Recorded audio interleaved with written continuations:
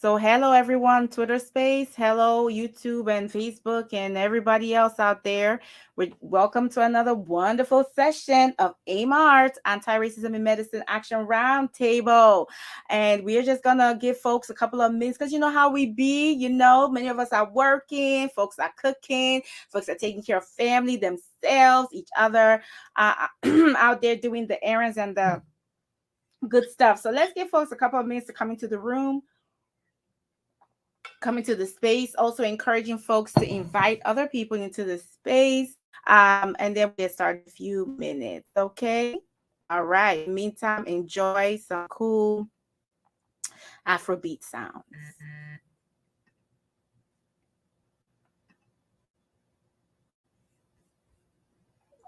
Once I can find the Afrobeats. Wow, there you are. Why are you way over there?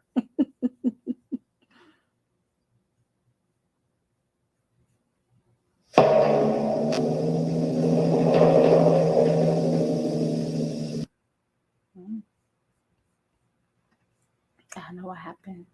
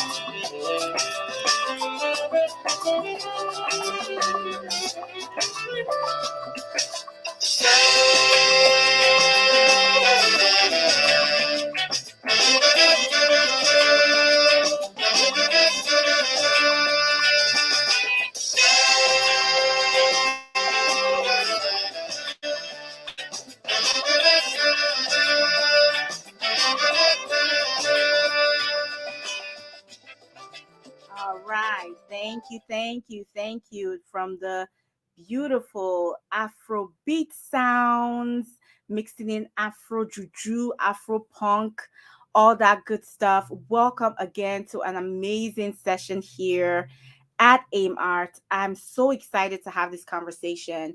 And if you are excited to be here, go ahead and throw your emojis in at the air. You already know the deal. Go ahead and throw those emojis in the air.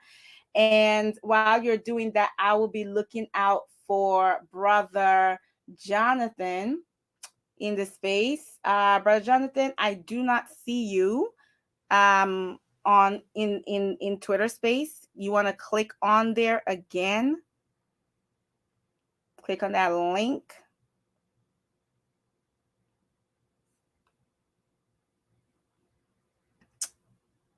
I am going to send you a DM to your phone. See if maybe that helps.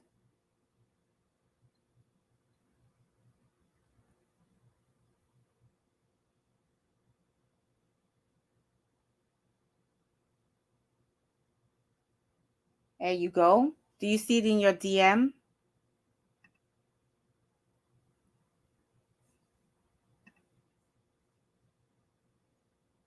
You see it in your DM? You can unmute. Yeah, it says I've joined.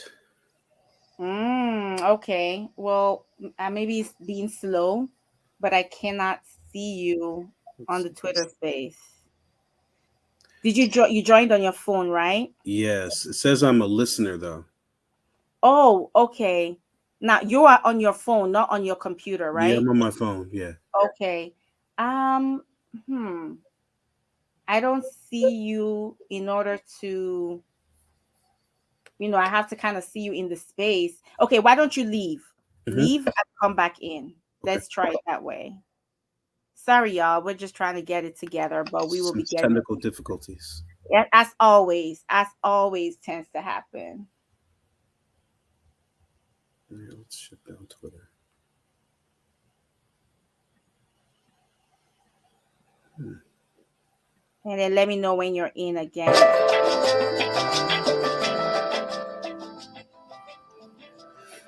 I apologize. It won't seem to let me leave. Okay, why don't you just leave to close out the app or something? Yeah, I've tried that as well. Oh, you tried that This, as yeah, well. this is rather strange. Okay, Sister Lana, can you hear Brother Jonathan? Okay, so we will just continue then. As long as they can hear you, Hmm. on Twitter, that's fine. So and that actually like takes care of the issue around our the echo and muting and all those things. So so that's okay. All's well that ends well. We just keep it pushing like we always do, and we make it work because that's what Black people do. All right. So again, welcome everyone, and thanks for your patience with us on today. Another great day. As always, I am your host, Dr. Ijama Nodim Opara, and I'm here with my wonderful, amazing brother. But as always, Mr. Jonathan White.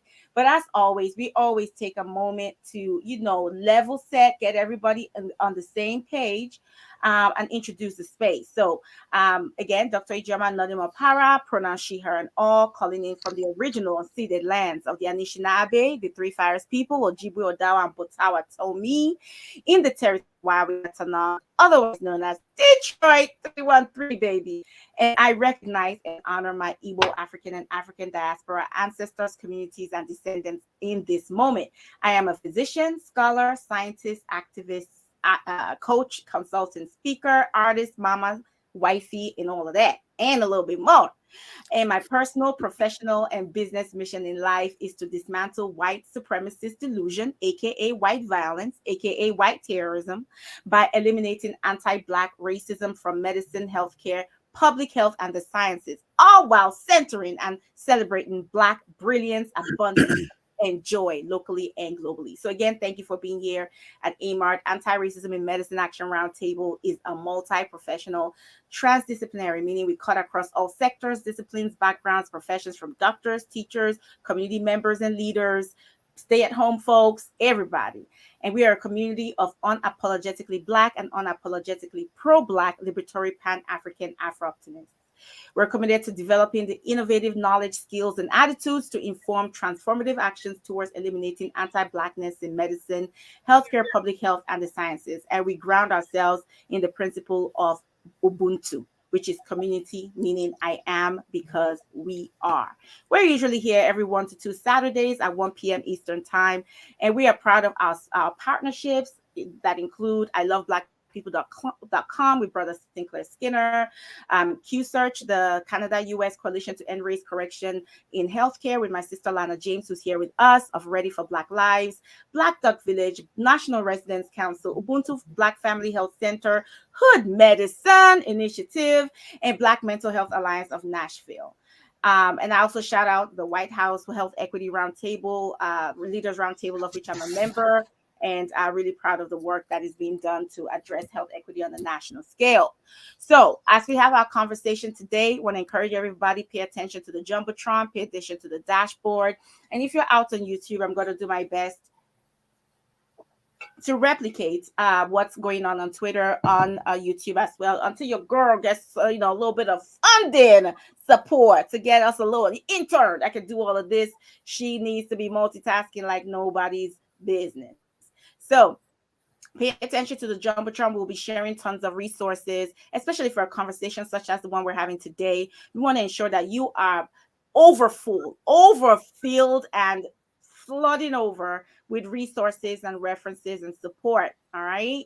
And also please join other few things, housekeeping, join the community on our website. We'll get those links for you on the Jumbotron on the dashboard, as well as where you can stream our previous videos of Amart.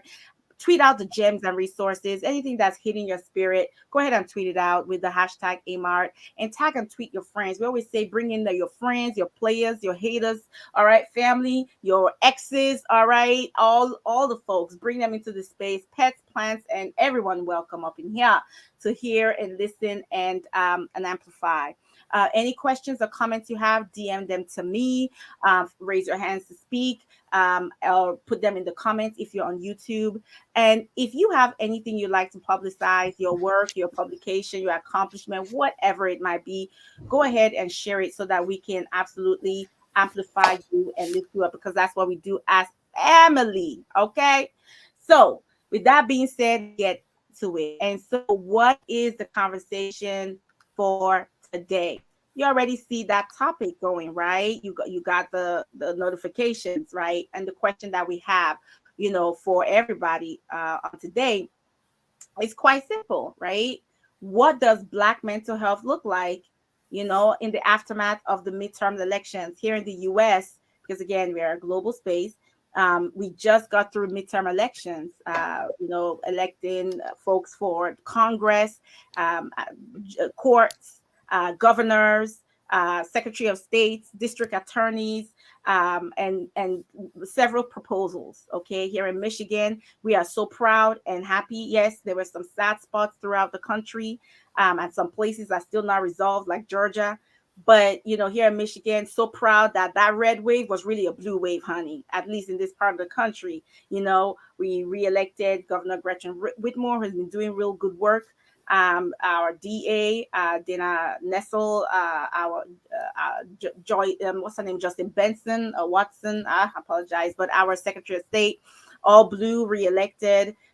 We voted for overwhelmingly Proposal 3, which was enshrining abortion and reproductive rights in the state constitution. So really proud to join New York as another state that has it, at least the reproductive rights, and women being people with the right to choose and decide over our lives, women and birthing people, being people that get the right to choose and decide over our lives, here in the state of Michigan, protected and enshrined. So of course it will be battled and debated and argued, but honey, it is what it is at this time. So very, really, really proud about that. But as we think through that and some of the policies that have come down the line, from the federal level, what does it mean for us as Black people, our mental health? Okay, in terms of our mental health, the fact that we, again, at least for the places that were successful in muting that so-called red wave that was not never a thing really, but we were made to believe it would be. It was like a trickle, and in some places not at all. But what does it mean for us in terms of our mental health? Now, there's so many questions we can ask as a community. What does it mean for so many things? We want to focus on the mental health piece on today. Again, we carry, right, the Democratic Party oftentimes, as Black women, especially Black queer people, Black disabled people, Black young people that really came out, turned out, and just really, really pushed it hard, in this midterm elections. But as we focus on the one topic of mental health, what does it mean? So let me provide some background so that my brother Jonathan can come in, as well as my sister Lana, and offer some numbers, just stuff that we can sit with as we have the conversation, and can inform the analysis and the perspective and the reflection that we will be bringing to this topic. I want to start out by being clear and just stating, outright, there is a mental health crisis in this country, right? I mean, we need to be clear. There's a mental health crisis, in this country. And it's even more urgent when it comes to Black communities for so many reasons, right? Where over 16% of us, despite being only about 13.4% of the population, that's like 7 million people in the last year reported having a mental illness. Okay. So I'm going to read some stats, for you. In 2019, suicide was the second leading cause of death for Black folks. or African Americans age 15 to 24.1.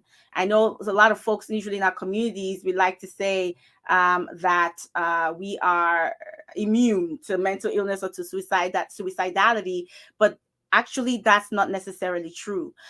Suicide was the second leading cause for young Black folks.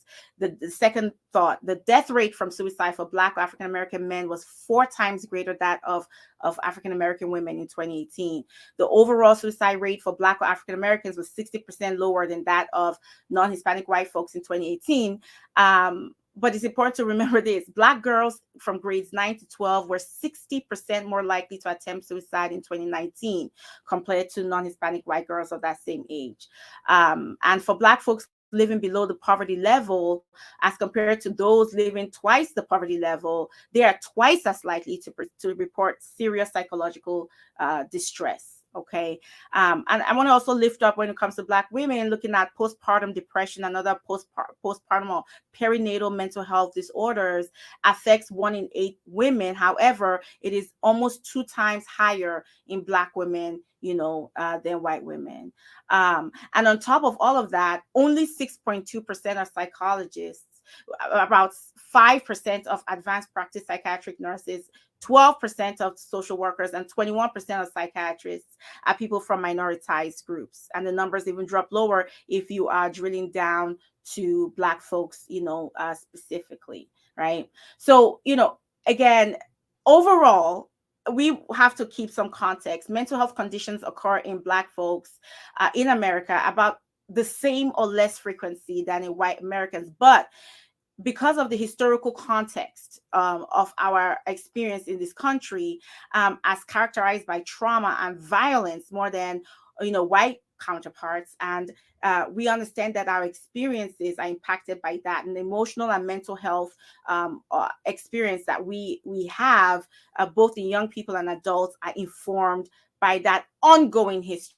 So historical dehumanization, oppression, and violence against Black people have evolved over time. And so as we see white supremacism show up in structures, institutions, and on the interpersonal individual level, and as we talked about a few weeks ago, internalized level, there is a cultivated distrustfulness that also is part of this story.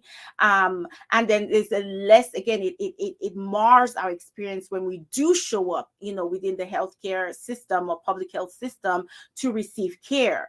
And then on top of that is compounding intersectional effects by the ways that, again, white supremacism affects our access to multiple resources or excludes us from multiple, what I call social determinants of health: quality housing, quality food, nutrition, occupation, exposure to the criminal justice system, on all those pieces. Then layered on top of that, processing and dealing with all of that is the trauma from COVID-19, right? Both from the illness standpoint, but also from the economic impact, the psychological impact of uncertainty, isolation, grief from losses. I'm in the hospital today, and a number of my patients that, at least 2, which is a lot for one morning, that are grieving actively losses within their families, and the ways that they are not themselves. These patients, and again, I'm in Detroit, all my patients Black, okay? Their mental state in the hospital, and they're elderly too. So they're sick, and then they're grieving, and they are not themselves. Their mental state is not at baseline. These losses, these traumas impact the way we show up in our health. Then, of course, police brutality and divisive politics, all those things add compounding layers. And then the last piece I'll talk about in terms of the layers of this conversation is help-seeking behavior. It's so important to talk about how then these structural forces impact the ways then we seek for help, if we ask for help, and then how we ask for help when we do show up, right? And so help-seeking behavior is affected by the inherent distrustfulness of these systems, right? I don't talk about mistrust or distrust, right? Which places the onus on the people, right? These distrust and mistrust are earned. They are very reasonable, responses to a traumatizing system that has always sought to harm you. So when we talk about mistrust, I talk about distrustfulness and being untrustworthy. excuse me, the untrustworthiness of these institutions. And so the onus is on the institutions to prove themselves worthy and earn the trust of our people. And so when we look about how, therefore, that being in place, then the way we're going to show up, and if we show up, is directly impacted. The Mental Health of America screening data actually shows that Black and African American people who screen positive for depression actually say and express that they are planning to seek help, and that they do so at higher rates than the general population. So a lot of us, when we are diagnosed, actually express interest more than the general population, more than other populations, to get help. The problem is what happens when we show up, right? That we are untreated or undertreated, misdiagnosed, and again treated in a way that is dehumanizing. Okay, and as we said, there's not enough of us in these fields. So there's so many things to really unpack when we are talking about the state of mental health when it comes to Black folks. And when we think about the role of policy to address these issues, we have to start really exploring and being like more strategic, and name what are the ways that we can organize around policy to correct these disparities when it comes to mental health. I want to name, before I bring in my wonderful co-hosts here, that I neglected to do something important. We are talking about mental health. We will bring up, very serious topics and realities as suicide, etc. And so I do want to offer a content warning, a trigger warning about that, and name that I will be posting in the Jumbotron. And this is something I tweeted out all morning: resources that we can all avail ourselves to. You are welcome to holler at me on the back end if you're feeling activated. Take a break, all right? Mute, go do something, ground yourself. Call a loved one. Do the things you need to do to practice self care. And Brother John is putting in a resource in YouTube, Beam the Community. I'll post that up as well. There's another called Steve Fund, which Brother Benny did an excellent job of putting so many resources on the thread earlier on, that are geared towards Black folks. And you want to, you can literally text Steve, Steve. I'm sorry, text a number, which I'll give you in a bit once I put it on the dashboard. And you just text Steve and somebody will reach out to you. 988 is a number that can be called, but for some folks who are maybe not trusting, and rightfully so, that that is something affiliated with the government, and that there may be a possibility of the police being involved. Now 988 is supposed to not have, supposed to decouple mental health services from criminal justice services. However, there's like subjective reports that that's not always necessarily the case. So if you have that concern, there is something called a warm line, where peers, people are trained and themselves experience mental health challenges and are recovering, will answer at the other line. So these are not necessarily mental health professionals; they're fellow people who are recovering from mental health challenges. So we call it a warm line, and they will answer the phone. And I'll put all of that in the dashboard in a little bit for you. So just make sure that you are practicing that self-care. Those self-care practices you can do at home. You're reaching out to loved ones and trusted others to help you through the activation or the triggering. If that's what you're experiencing, reach out to me. I'm always here for us. And also these resources that I'll be putting up. So that's the other piece. So forgive me for not starting with that. So to bring us into the meat of the conversation, as we sort of unpack this topic through the lens of policy, vis-a-vis in the aftermath of midterms, and I'm really looking forward to hear what the rest of you also think. I have with me the amazing, wonderful Mr. Jonathan White. Mr. Jonathan White is one of the leaders of Hood Medicine Initiative, who is one of the partners of the Roundtable, and along with Sister Nisi Hudson, and he is just a fantastic brother. Just wonderful, doing great work on the policy level. He's a lawyer. He's going to tell you more about what he does. Also background in the sciences, just always been so supportive, a great brother, also has lived experiences with this topic. So I'm so excited about what he has to, share. And then, of course, our wonderful sister Lana James, queen herself, goddess of Most High. All things machine learning and artificial intelligence when it comes and applying the lens of abolition and liberation to her work. Really excited to have this brother and sister here. And so, Brother John, why don't you go ahead and tell the people more about what you do, how you are, your the awesome work of who you are, and then also inject inside of your introduction what is bringing you joy today. Good afternoon to everyone. My name is Jonathan White. I am a um, a judicial law clerk in the state of New Jersey. I graduated from MIT with a bachelor's degree in biology and had my first direct um, confrontation with mental health issues while I was at the Institute.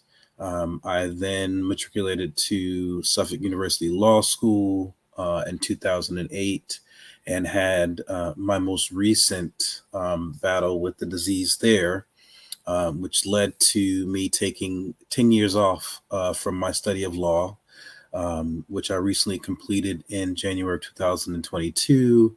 And in July of 2022, I took the New Jersey Bar State Bar exam and recently received my results that I am now barred in the state of New Jersey as a an attorney. I have been a member of Hood Medicine since its founding.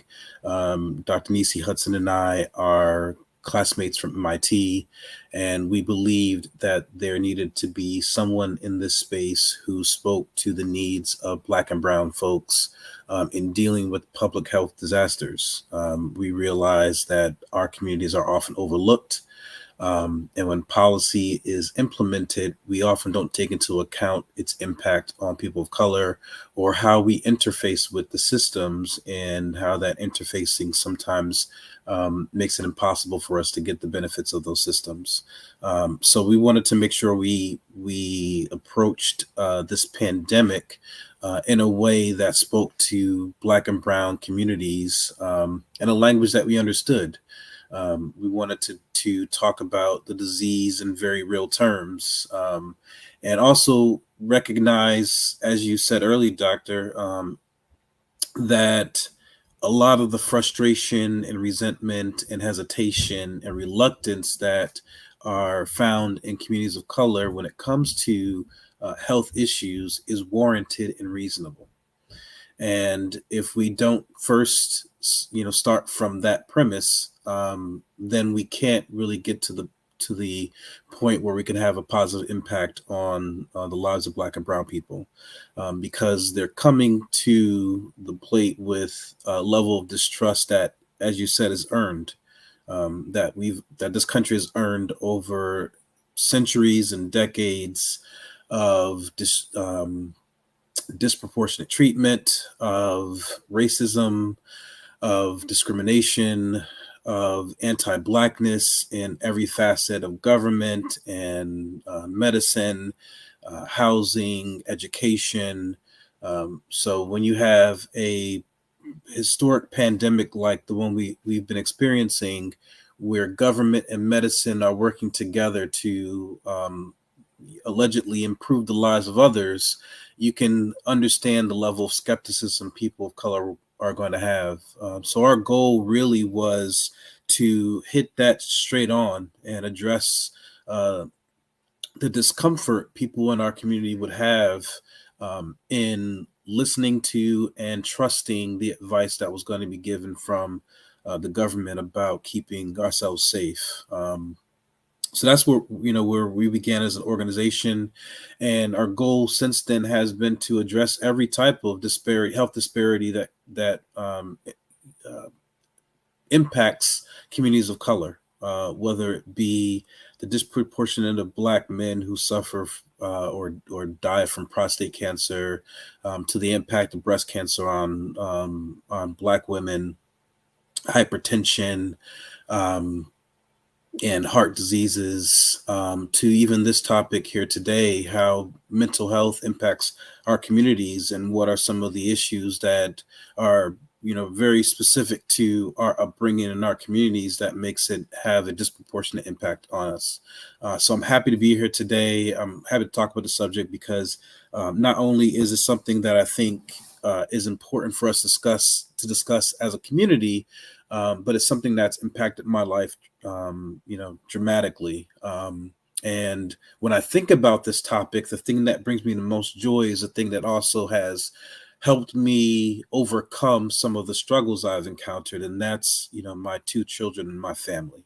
They bring me immense amount of joy. As you know, Doc, I am in my hideaway right now because I'm COVID positive. So I've been isolated for the last 2.5 days from my family, and they've taken such great care of me, bringing me everything I needed. Um, my daughter, especially, is always, texting me, "Do you need anything? How are you doing?" and whatnot. So when I think about my wife, my two kids, that's what brings me joy, and I'm happy that I have them because I don't know what I'd be doing right now if they weren't here. Go ahead and mute, brother. Thank you so much. That was beautiful. Go ahead and mute. There you go. Thank you. And mute on Twitter on your phone too. All right. Let's see. I'll mute you. Okay, I muted you. You're fine. Okay. No, thank you. That was beautiful. I appreciate that so much. Everything that you shared. And yes, family is such joy, incredible joy. And the two pieces I want to bring out is your work that you do just sort of busting myths and disinformation in our community. We know that our communities were intentionally, deliberately targeted for disinformation. With COVID and many other things, with the vaccine, with so many pieces there. It was really key that people like you and I and our brothers and sisters in this work were out on the front lines, digitally and also live and in color, pun intended, to have those in conversations. And what we found, many of us found, and I'm sure you attest, is when we oh, thank you, Jonathan. So when we had the conversation, we didn't act like people were stupid. We didn't act like they didn't have they weren't being rational or they weren't being logical, and we were just able to just say, yes, brother, absolutely, Tuskegee. Right? And I'm like, oh, you said Tuskegee, but listen, let me tell you 50 other horrible things that happen. You don't just need Tuskegee. You don't have to go far back as Tuskegee. We could talk about more recent issues. And so we were able, when we were able to like meet people where they are, we could speak the language. And we're like, we're not trying to push nothing, but let's just tell you the facts, while at the same time respecting and the history and again the ongoing history and reality of what it means to engage the healthcare system, the public health system in this country as a Black person, a Black body. We found, our folks were very, very reasonable and very, very, cooperative and very, very just amazing. And, here in the city of Detroit, I mean, we just turned things around like 180. Absolutely. Jonathan's putting in the chat about Dr. Susan Moore. We don't have to go far. These things are happening right now. At the same time, it must not exclude us from good quality care, that is established, and safe. We must be able to massage those nuances, and it takes people like us, like people in the room, in the space, to have those conversations in a loving, caring way, because our people know what is right for us, and we just have to work with folks. So I appreciate you saying that. And I think this absolutely is applicable in the mental health space, Mhm. because again, that which people call stigma has roots. It Yeah. has roots, and we know them roots, and so we can name those roots, and we can massage them, and then translate it to and still this is the best, practice around care, and we are deserving of best practices. We are deserving of the best care, that we know, and ensuring that the care is provided and experienced in a way that is culturally affirming and is culturally uplifting, and and is in alignment with our awesomeness. Okay, so I appreciate you saying that, because the same pieces, kind of dynamics, inform the mental health conversation as well. And the family piece is everything. So thank you for that. That's my joy today too. Immediately we're done here at Amart, I'm running over to go pick up the babies from their grandparents. Yeah. So because even they drive me crazy up and over the wall. I won't lie to you. I mean, the days they're getting dropped off, baby, I'm not gonna lie, it is joyful. At the same time, it doesn't take 15 minutes if I start missing them again. Sister Lana, my other half, my better half, how are you doing on today?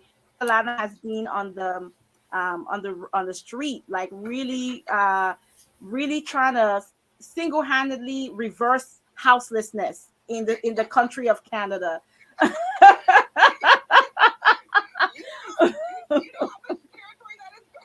That's a lot of territory. Some kind of way you do it, because that's why I call you a goddess, because you be doing the impossible. Remind the people about who you are and how you be, and what you up to these days, and in the middle of taking care of some really serious challenges that you are working on in terms of houselessness. You Are you finding time to experience and practice joy? I have a sense of humor, so I guess so. Yeah. And so it's not Canada, it's just our little Toronto, and we're just trying to figure out what to do with this Hunger Games mayor that we have, who seems to think that skyscrapers and pushing out people who need to live somewhere and be with their kin is his paramount job, while pretending to make announcements about housing that is months and years away as we approach winter. And so I just want to first acknowledge that I'm here in Toronto, which is also called Toronto when it's anglicized from its Indigenous ancestry languages. I'm on the territory of the Credit First Nation, and on the ancestral and traditional lands of the Anishinaabe, Haudenosaunee, Ojibwe, Chippewa, and Huron-Wendat nations. And that is most...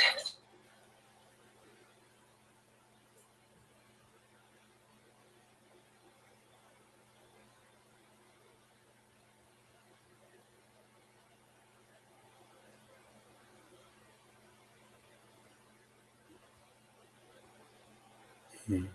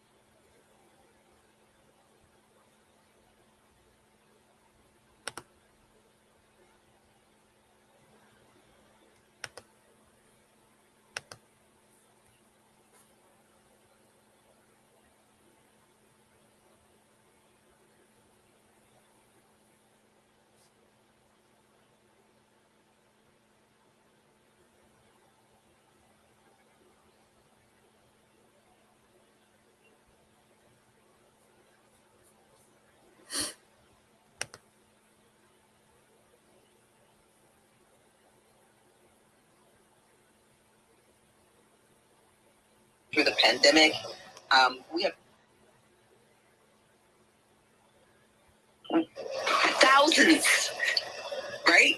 It's madness that anybody should not have a place to lay their head and call a place home. It is madness, right? This city and this particular mayor, John Tory, has given so many breaks to his rich and wealthy friends. And mind you, he returns to his compound and mansion in Florida every time he can when the weather gets a little chill, right? Okay? So it's madness for me to sit here in the midst of all of this and be hearing what they have planned. And I am blessed and I am thankful that I live in a neighborhood where I got to worry about nothing. I got a roof over my head, but that is not enough. When we stop being concerned about other people, we're losing our humanity. Right. And I refuse to walk out my front door any day of the week and walk past somebody or walk over somebody. Like, what the hell is going on? So we talk about mental health. It's also about what does it mean to be in a state where I have not lost my humanity. My parents raised me to be a decent person. My grandmama raised me to be a decent person. You don't see people and pass them by. And when we pass each other by, that's part of what creates challenges around mental health. So while we are not part of your direct primary, the heat y'all was generated sure was steaming us up over here. And we have a lot of the, they were trying to talk about the red wave over by y'all, but the reality is here, the province I'm in, which is Ontario, for folks who, I was doing a geography lesson, we're bordered by New York on one part, state of Michigan on the other, and our premier would be the equivalent of standing in the Republican Party, but here it's called the Conservatives. And, while he was undermining our unions, we were set for a general strike. Right now, our transit system, GO, the one that connects all the suburbs and everything, that's on strike, and our educators are on strike. And it was Johnson was trying to do. He's trying to break it. He's just trying to break everything. Yeah. And tell you it doesn't work, and then privatize it and add more stress to people's lives. But thank goodness people are on the picket and people are being supportive. And while all of that mess was going on, he was meeting with the president of Hungary. And for y'all who don't know who the president of Hungary is, they have a republic system, they have a president and a prime minister. And why does this matter? It matters because the same thing that is undermining actually being treated this in the United States of America, that they're all in bed with the Hungarian Prime Minister, Viktor Orban. He's the gentleman who decided to cage and beat refugees and took himself out of the EU in terms of, how they're trying to even out the number of people who are crossing the Mediterranean. He said, no, we ain't having no non-whites up in here. Okay? He is an alt-right figure. And I talked about this, I believe, last week, where they're doing exchanges between all of the top Ivies and so many other schools and doing training grounds for white right-wing conservatism. And guess who our premier was shaking hands with? You got it, the president of Hungary. So while he's trying to pull a Wisconsin on our ass, he's there shaking hands of the Grand Dragon's wife. So we want to talk about what mental health looks like. So when we understand what's going on, we are consistently being surrounded on all sides by people who are not well-hinged, who somehow think that creating unnecessary divisions, attaching themselves to policies that are unhuman and inhumane is a good idea. And what does that mean when we're in the 21st century? When y'all to ourselves and our own premier is in bed with one of the most violent right-wing countries in the European Union. Mm.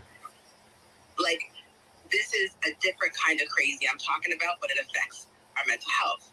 Because it's a political, I would say, that expression, like, I'm like Fox. This is like crazy like a Republican, crazy like a conservative. It's this switcheroo where they're always smiling in your face. And our premier did this whole thing where he's carving pumpkins. And the man is going to pumpkins while he's making people homeless.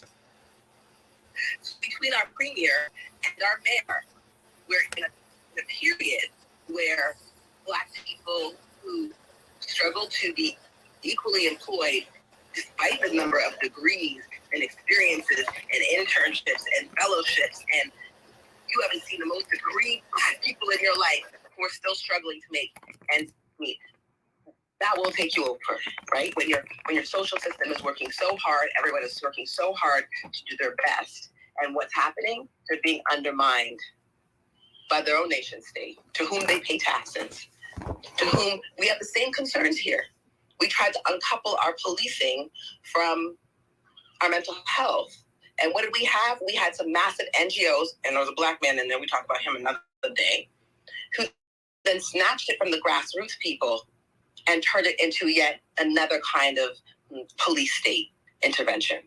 Mm-hmm. So I just wanted to put that out there. So my job is in residence. And when I'm most tired is when I will get up, I will whoops the bass, and I will, over their dead body that they are going to, and this is why we were so on the hustle. We are down to 30 spaces. They're only providing 30 spaces for the winter. In the city of Toronto, we have hundreds of unhoused people and 30 spaces in Scarborough, which is the suburb to my east, which has a high Black population. And just 2 weeks ago on our public radio, they were interviewing people, going to work, and they were at the subway stop. And the interviewer said, what are your thoughts about housing? Because we had our own elections here for our councillors and our mayors across the province. And they said, well, housing, I can't actually stand in the shelter because these gentlemen have to live in it. Like, what's going on? What is going on? We don't have a shortage of money. We have a shortage of desire to see everyone be okay.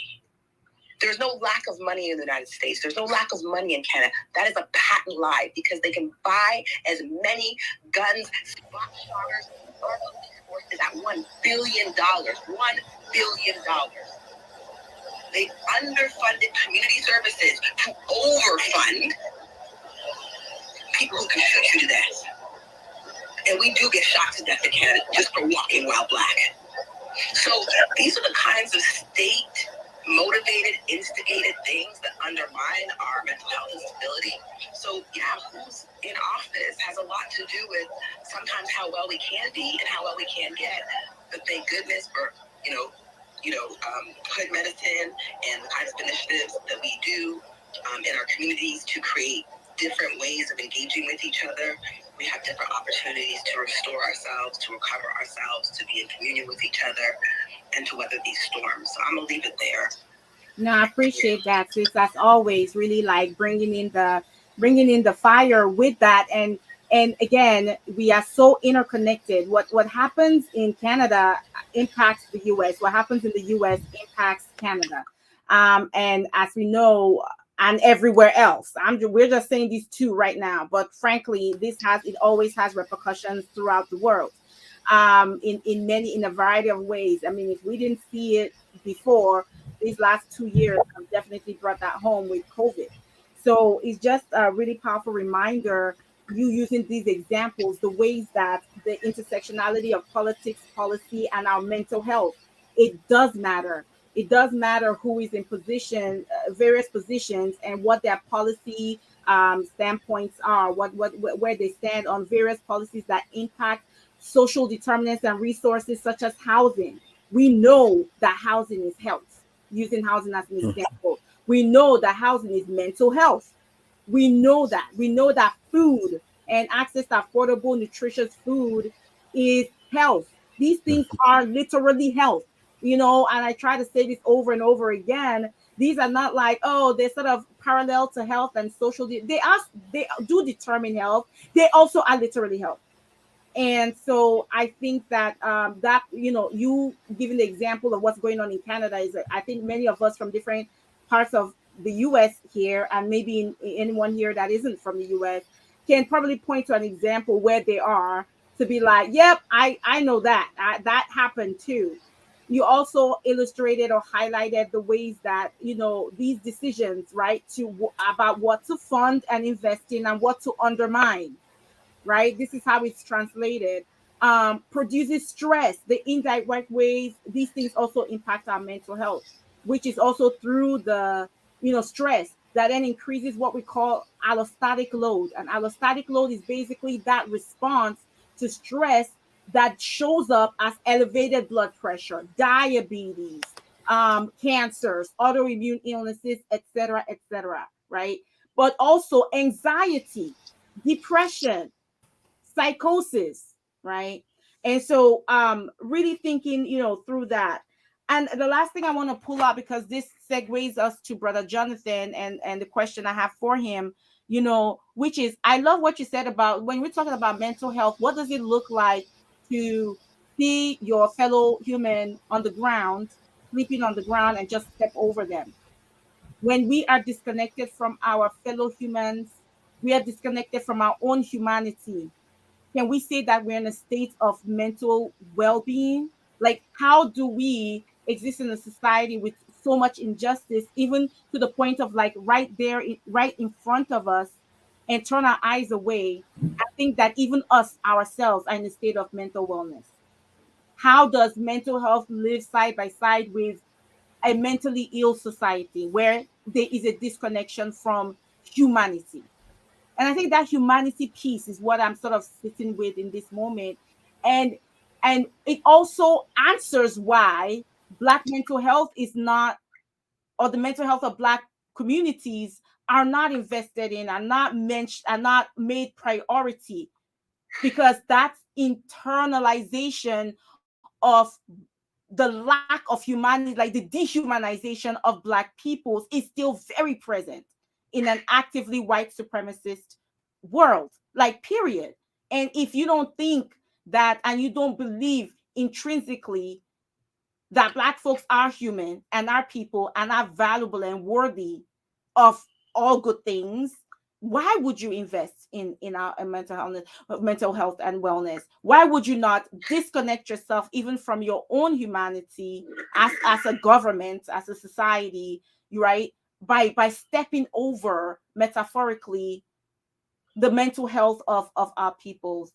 And so that humanization is something I want us, and the lack thereof is something I want us to massage a little bit. And Brother Jonathan, I'd like for you to do that in the form of your story, your own mental health story, and how you came to this work.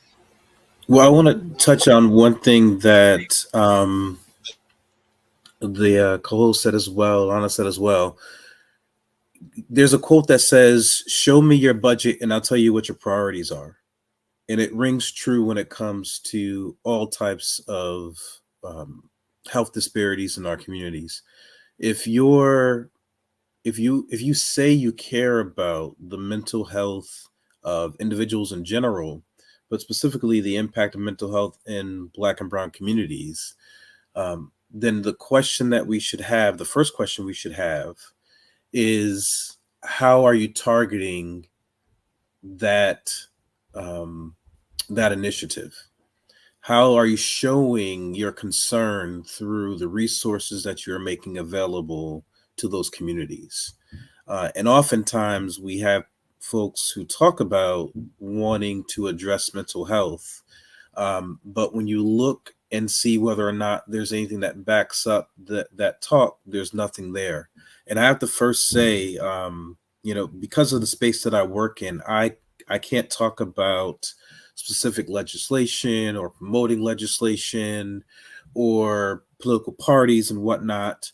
But what I will say is, when you think about the folks who are representing you and the folks who you want to you want to elevate into positions of power, one of the questions you always have to ask is, how do they address or how do they concern themselves with the issues that impact me?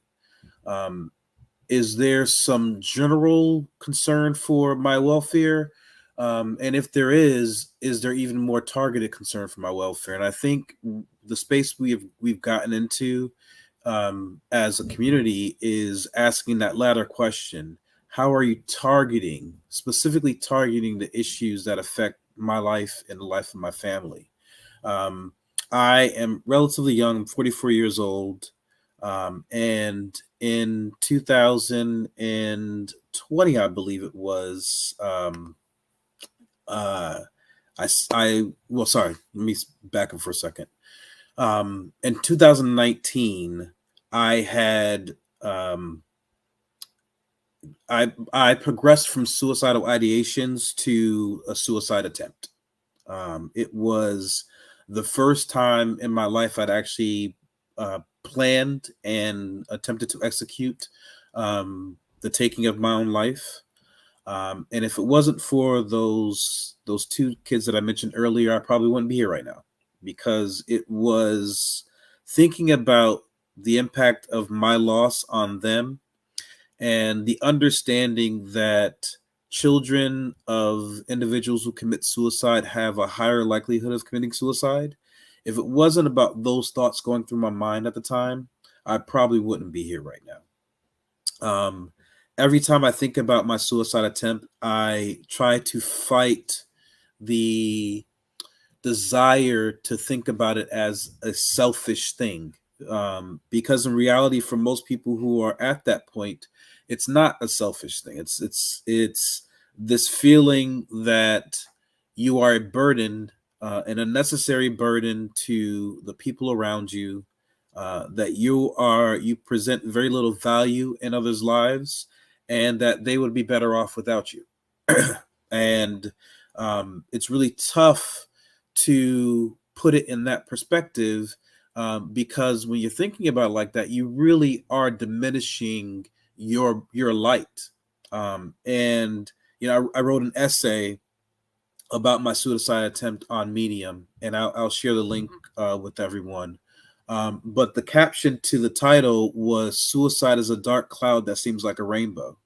And the reason why I wrote that is because it really feels like you're solving people's problems by making it seem as if you don't need to be here.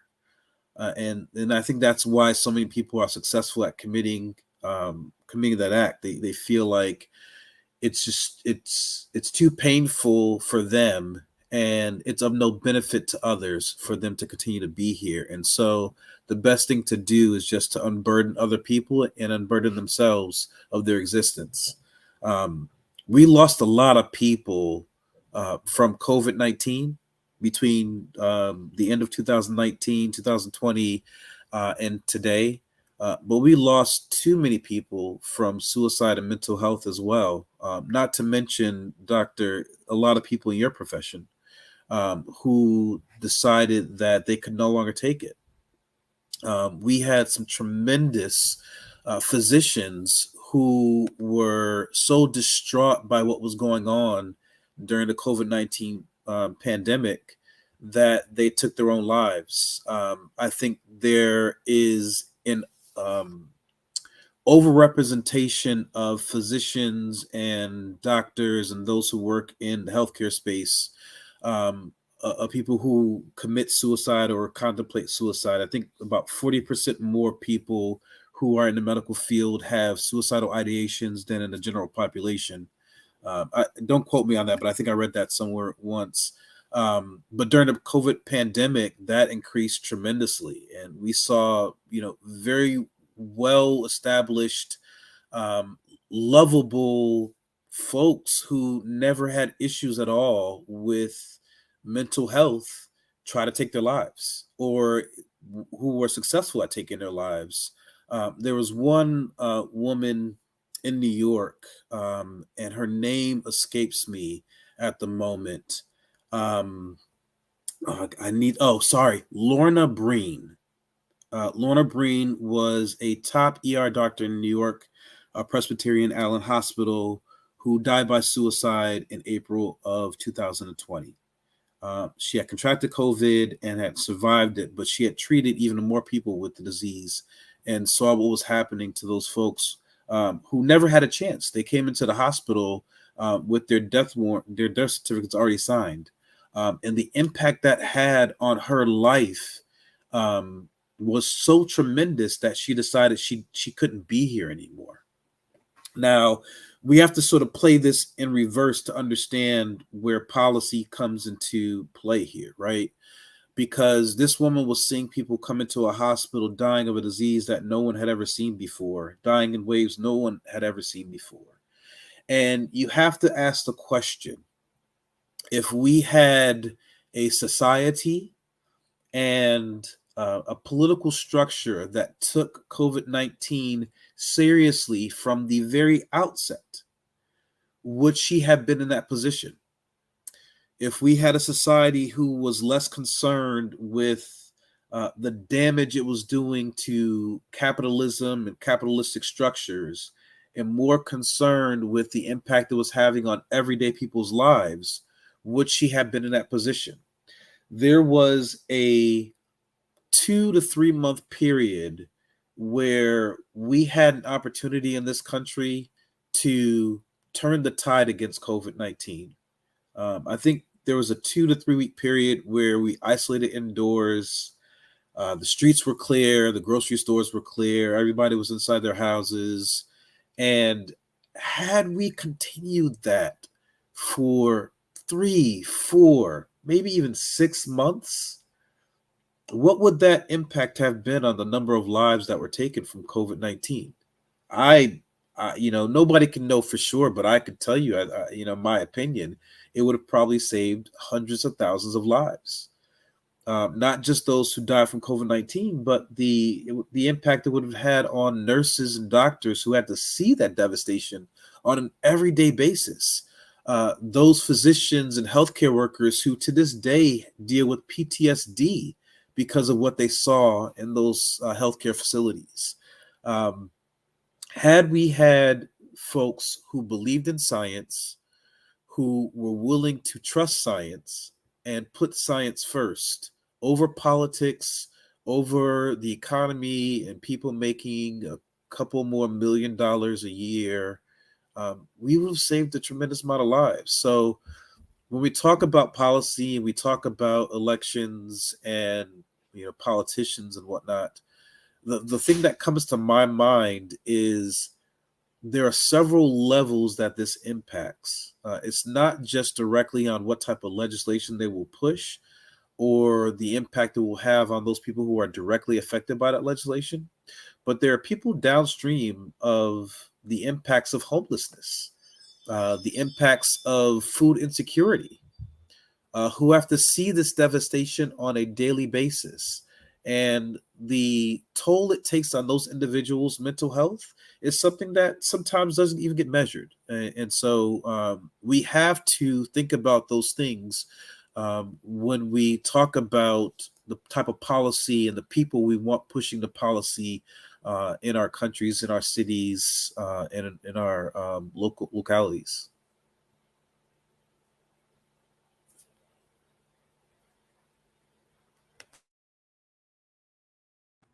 Let me unmute on here. Thank you. I want to first of all say thank you, brother, for that outstanding dissertation. And Sister Lana, I see your hand up, so I'll be calling you in a minute. But just to really thank you for that vulnerability and transparency in terms of your mental health journey. And my heart really sank because I have a loved one in my family who has started using a little bit of that language. When folks start to use language as to they're not seeing their value in the home, in the family, in the community, undervaluing their worth, right? So when they start feeling unworthy and hopeless, it's particularly challenging. And so I have had moments of that in my own standing in my own truth throughout my life that has happened, especially in times of incredible stress. And that's why I don't fuck with stress. Okay. And and we have to really name stress as the number one killer that it is in the many ways that she does her thing. And so that has certainly been, and that certainly happened to me as you raise up the physician, how this specifically impacts physicians, particularly during COVID. That was a very, very scary period of time. And that was the first time that I reached out for formal mental health care. Because as you said, described, we're dealing with something that we didn't know, we don't understand, and there was incredible untrustworthiness on my end. My institution wasn't acting right. Many institutions were not acting right. The policies, the institutional policies at our various institutions were not reflecting what we're hearing internationally from China through social media and from other, world global organizations that were coming out with with guidelines. There was a discrepancy in a way that did not communicate that they valued our lives. And so I, for the first time in my big age life, started having symptoms of anxiety and panic attacks. And I have three little people and a husband. So I have four kids. No offense, brother. And and I have a big family who I love very much and who loves me very much. And that was the first time. And so when you say what you said, absolutely. And then I was hearing my peers dying, especially in New York. Doctors were dropping, nurses were dropping, like nothing. It was ridiculous. People were young people, otherwise healthy, dead. We had residents who died in our part of the country. So, and then you had institutions acting just all kinds, when we talk about the power of policy and leadership, just not doing what they were supposed to do. That not understanding that your first commitment is to the people in the front lines. Take care of them so that they can take care of everybody else. Mm. And so we were put in a position to have to start to think for ourselves and take care of ourselves, and to start to push against administrative policies that did not seem to convey the understanding of at least what we did know coming out of Asia, of what SARS-CoV-2 did, and how much we didn't want to be vectors. I'm talking about people, policies that were rationing N95s. Mm-hmm. You know what I'm saying? Policies that were rationing face shields and all the kinds of things to protect us, So I hear that and my body responded, and I haven't seen this data. So if anyone in the community has seen it, please share. But as you know, getting racial disaggregated data is like pulling teeth. Ain't nobody want to show it because they already know what the story would tell. And so I'm very, what we know anecdotally is that, for Black folks, the little old 5% of us that are the nation's physicians, right, workforce, we hold multiple hats. Right? Many of us are in multi-generational homes. Many of us are first generation. Many of us also have financial challenges because we're first generation and we took out $3 million to go to school and all these kind of things here. Many of us usually are in frontline type of medical specialties, etc. And so that's for physicians, but also lifting up nurses and other people in healthcare. Many of us have family members who are on other frontline positions, grocery store workers, cashiers, checkers, bus drivers, etc., that may even live with us. So our exposure was on multiple levels. We were placed at even higher risks. Many of us work in urban centers, so city centers like Detroit and New York and Chicago and New Orleans and places where people were dying disproportionately, which means there was a higher burden of virus. So we were placed even in higher, at higher risk.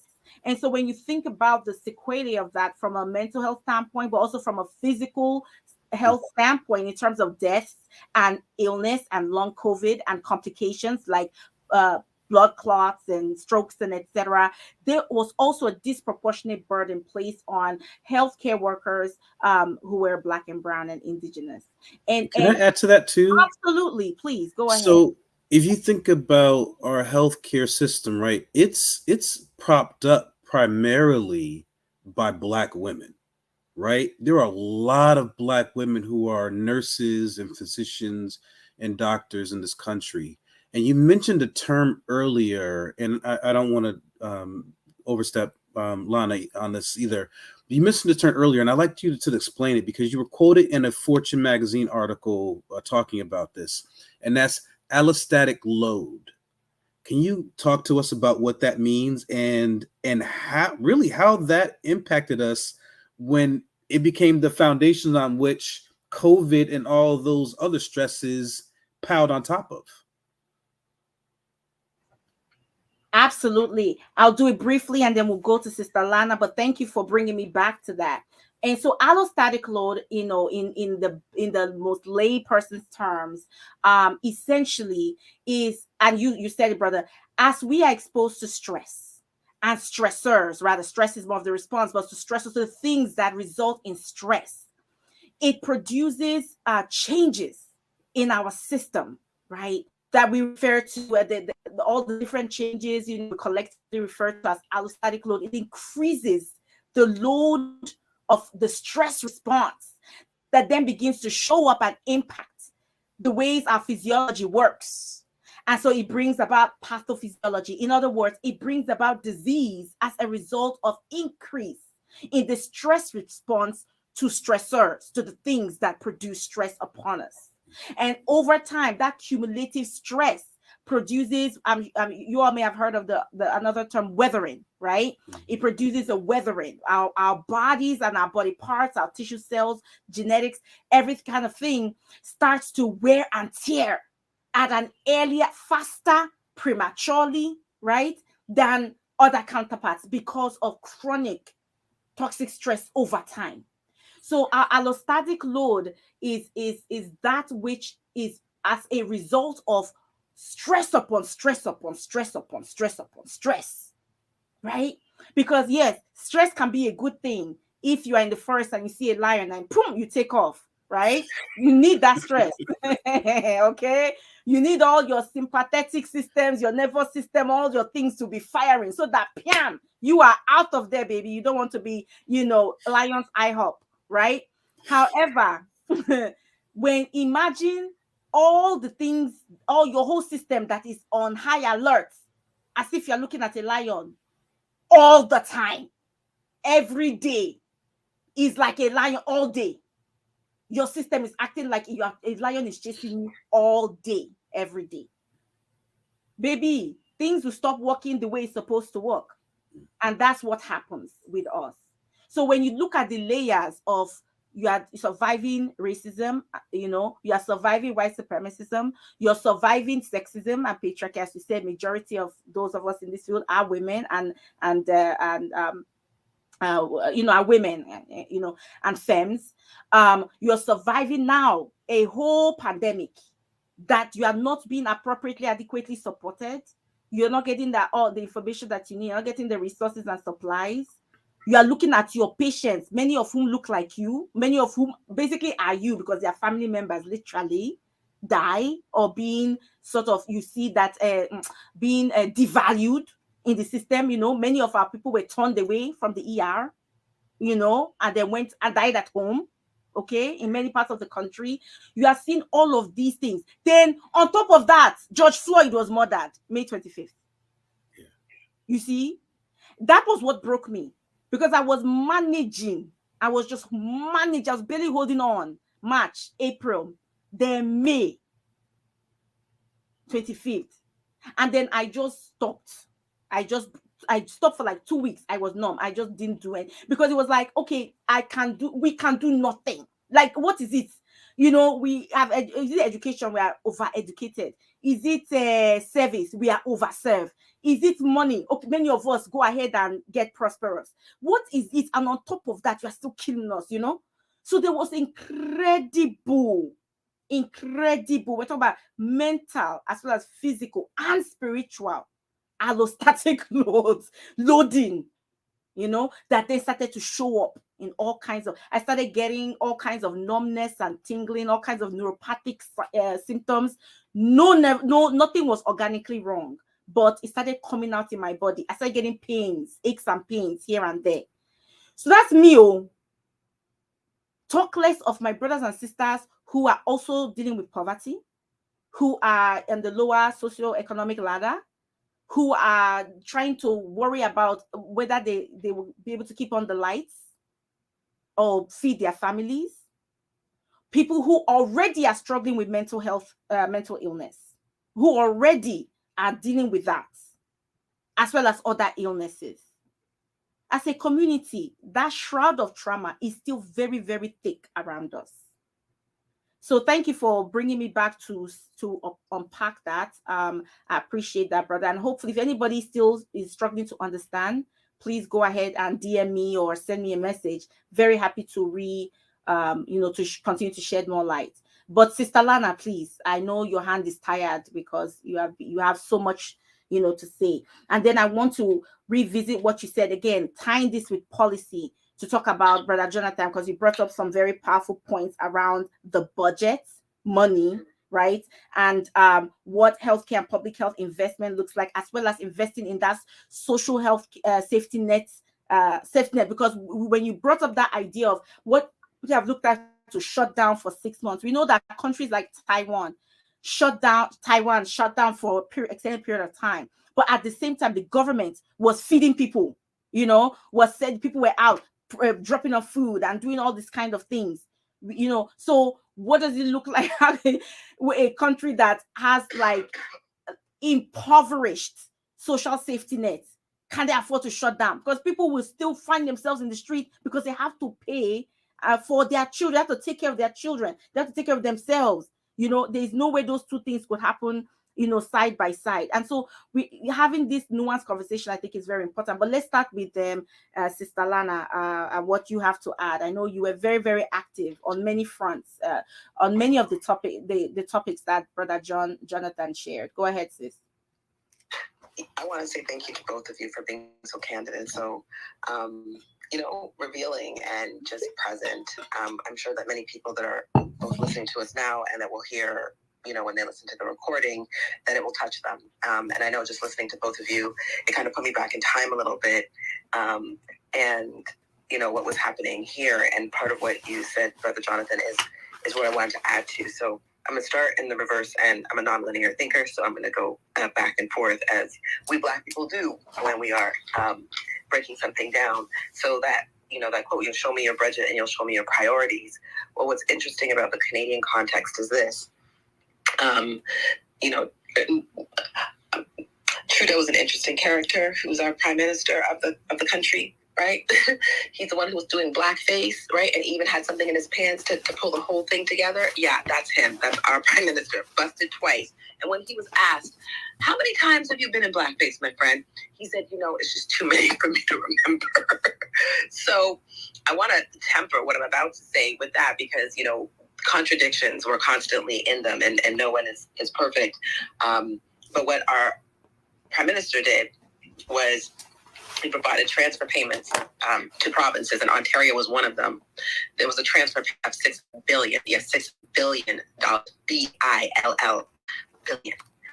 And when I heard that transfer, I thought, okay, it's going to be okay for and I was referring to the bottom 1/3, and I don't mean the bottom as in least important, but where economically people reside, right? Because nobody thinks of themselves as the bottom 1/3, but when you add up, rent minus income minus transportation minus communications costs, because you can't live without a cell phone because, during the pandemic, if you didn't have a cell phone, you couldn't go nowhere without a QR code, unfortunately. So when you minus those things, a lot of people had negatives. We had neighborhoods, a neighborhood that would be with no traffic, maybe 30 minutes to the west of where I am, called Parkdale. And it's been a wonderful community for a very long time. Everyday working people. There's a high number of Black people and people of all ethnicities. It's lit, right? Like, everybody is everything. Everybody is everywhere. But economically, not the best positioned given how capitalism works to value some people's work less than others. And what did this city do? And what did our premier of our province do? Let me tell you something. When you talked about, you're holding on and you're doing okay, you can see people dropping to the left and the right of you, but you're just like, I'm going to stay focused and I'm just going to ride this out. And you got your brain focused. I had my brain focused. We were working our phones. We were doing everything we could. And what really hurt me in my heart, there's this young brother that I was working with around some tech stuff and had heard from him. So I reached out and said, hey, what's going on with you? What's going on in your quadrant? And they actually, as a community, had to barricade their streets against the police coming to do evictions with the support of the premier and the mayor. How are you evicting people in a lockdown? And it took community members to do everything and anything they could. They literally barricaded the streets. They helped each other. When police came in to drag people out, people put on their cell phones and they begged police officers. A man, there's one I will never forget. This white man with his daughter, single father with his child, and an apartment. And, financially, they just can't hold on anymore. And people were discussing, we don't have enough money for the whole rent. Does it matter if we pay part of the rent? Will we get credit for that so that they don't try to evict us? These were the conversations going on in Toronto. And they were trying to call the tenant boards and being and people said, well, does it matter if you pay part of it? The landlord's not going to give it back and it's not going to count as the whole rent. So people were deciding there were whole movements to not pay your rent so that you could pay your basics and stay fed to keep your body working and your immune system. And they were begging police officers not to dehouse people. And they turned on their cell phones and that was the only thing. It was a shaming of the police force. It was a shaming of the city that allowed some people to stay in their house and just physical brute force of holding their space with their neighbors. That's ridiculous. And then it got worse because my father-in-law, God bless his soul, he passed on before the pandemic. But when I watched what I can only describe as a massacre in our long-term care facilities, that is the thing. And tell me when you said that, you're holding on, then you start to loose off because you're what the hell? Because anybody who knows me, I'm a loving, peaceable person, but don't mess with people who ain't doing you nothing, because that's when I am not the same kind of person. I was I can't even call the number because I won't be able to finish this. It was in the thousands.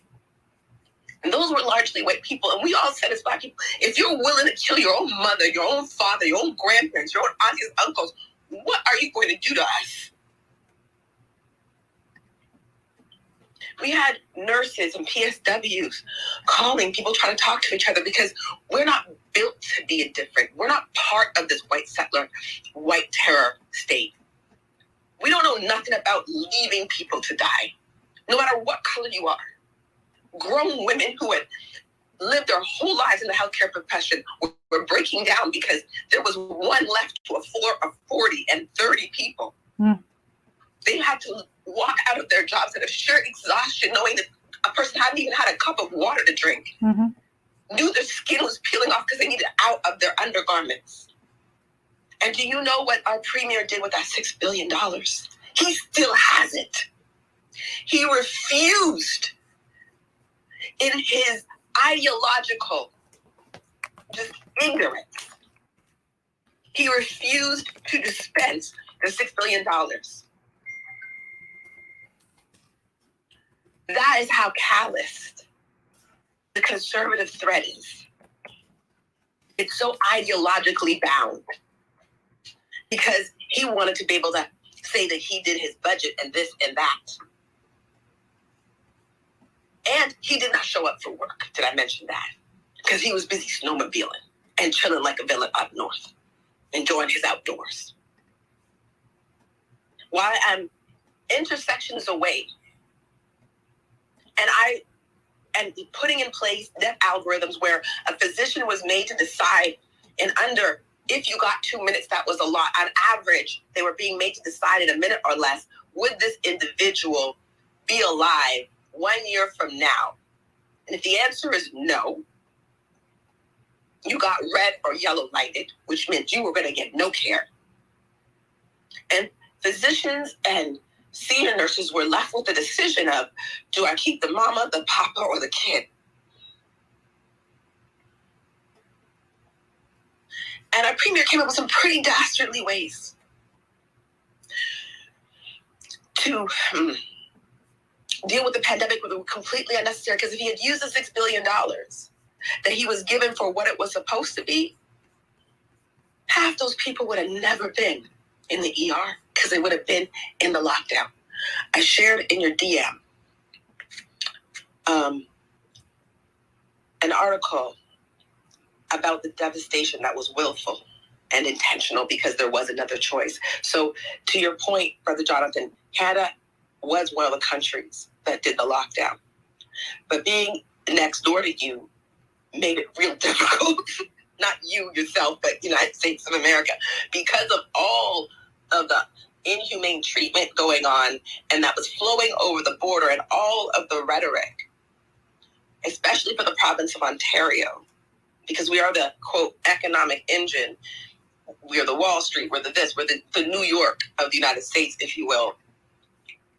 The rhetoric coming over the airwaves, juxtaposing our stay-at-home order to the U.S.'s Wild West mentality, turned it into a political football rather than actually observing the science. We had a premier that openly, the public health officer, who once was a sane person, and I don't know what happened to her, Dr. Davila, but we can't even respond for her. We just not even addressing her. Like, that's a hot mess.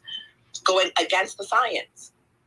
So we had the stay-at-home order, but we didn't have the other part. So if you were not economically stable, if you were not able to work from home, you were not able to have the benefit of the stay-at-home order, because like Joan said, you're going to have to find a way to make ends meet. You can't eat air. Mm-hmm. You can't pay your rent with air. So that instead of releasing that $6 billion, instead of supporting, I'm going to tell you, this is where capitalism and what the news does matters. Because for those of us, I used to work on the front lines. I've had many positions, and I continue to do that in every way I can, because God knows why. It stresses me out sometimes, but it's how I'm built. And the amount of people who did things that were necessary for people they never knew, never saw, never would see to survive. There were some wonderful Muslim women in communities that just cooked non-stop. People got on their bikes and delivered food. My friends went to places. We put our cents together. Everybody did something while the state abandoned, while they had $6 billion. That will screw with your mental health. Mm-hmm. That screwed with a lot of people's mental health. I don't care what color you are. You should not die for senseless reasons and political ideologies. Mm-hmm. And I can say, I not went to take to my couch, but I was beside myself. I was beside myself. How are we here in this position with a premier sitting with $6 billion in a province of 14 million people? Do the math. There was no shortage of money. And the article that you're going to share on the Jumbotron that I forwarded, guess who died the most? Not healthcare. Took a big hit, but guess what? Our premier, following the rhetoric of his party, that's why I talked about him and his little sly side meeting that was announced in the Hungary Times and in their conservative newspapers, but he didn't have that carried in the mainstream newspapers because his policies were aligned with that same right-wing nut job bar that's going around the planet. And what did that say? It said, make the people go to work. So he created an entire emergency that was Essential Workers Act. And so the article will show you what was essential work, anything that his capitalist friends that have funded his party. So if you had a manufacturing, a shipping and receiving, they made jerry cans, bubble gum, things that are not essential. And they died at higher rates than everybody else. Only long-term care residents surpassed them. And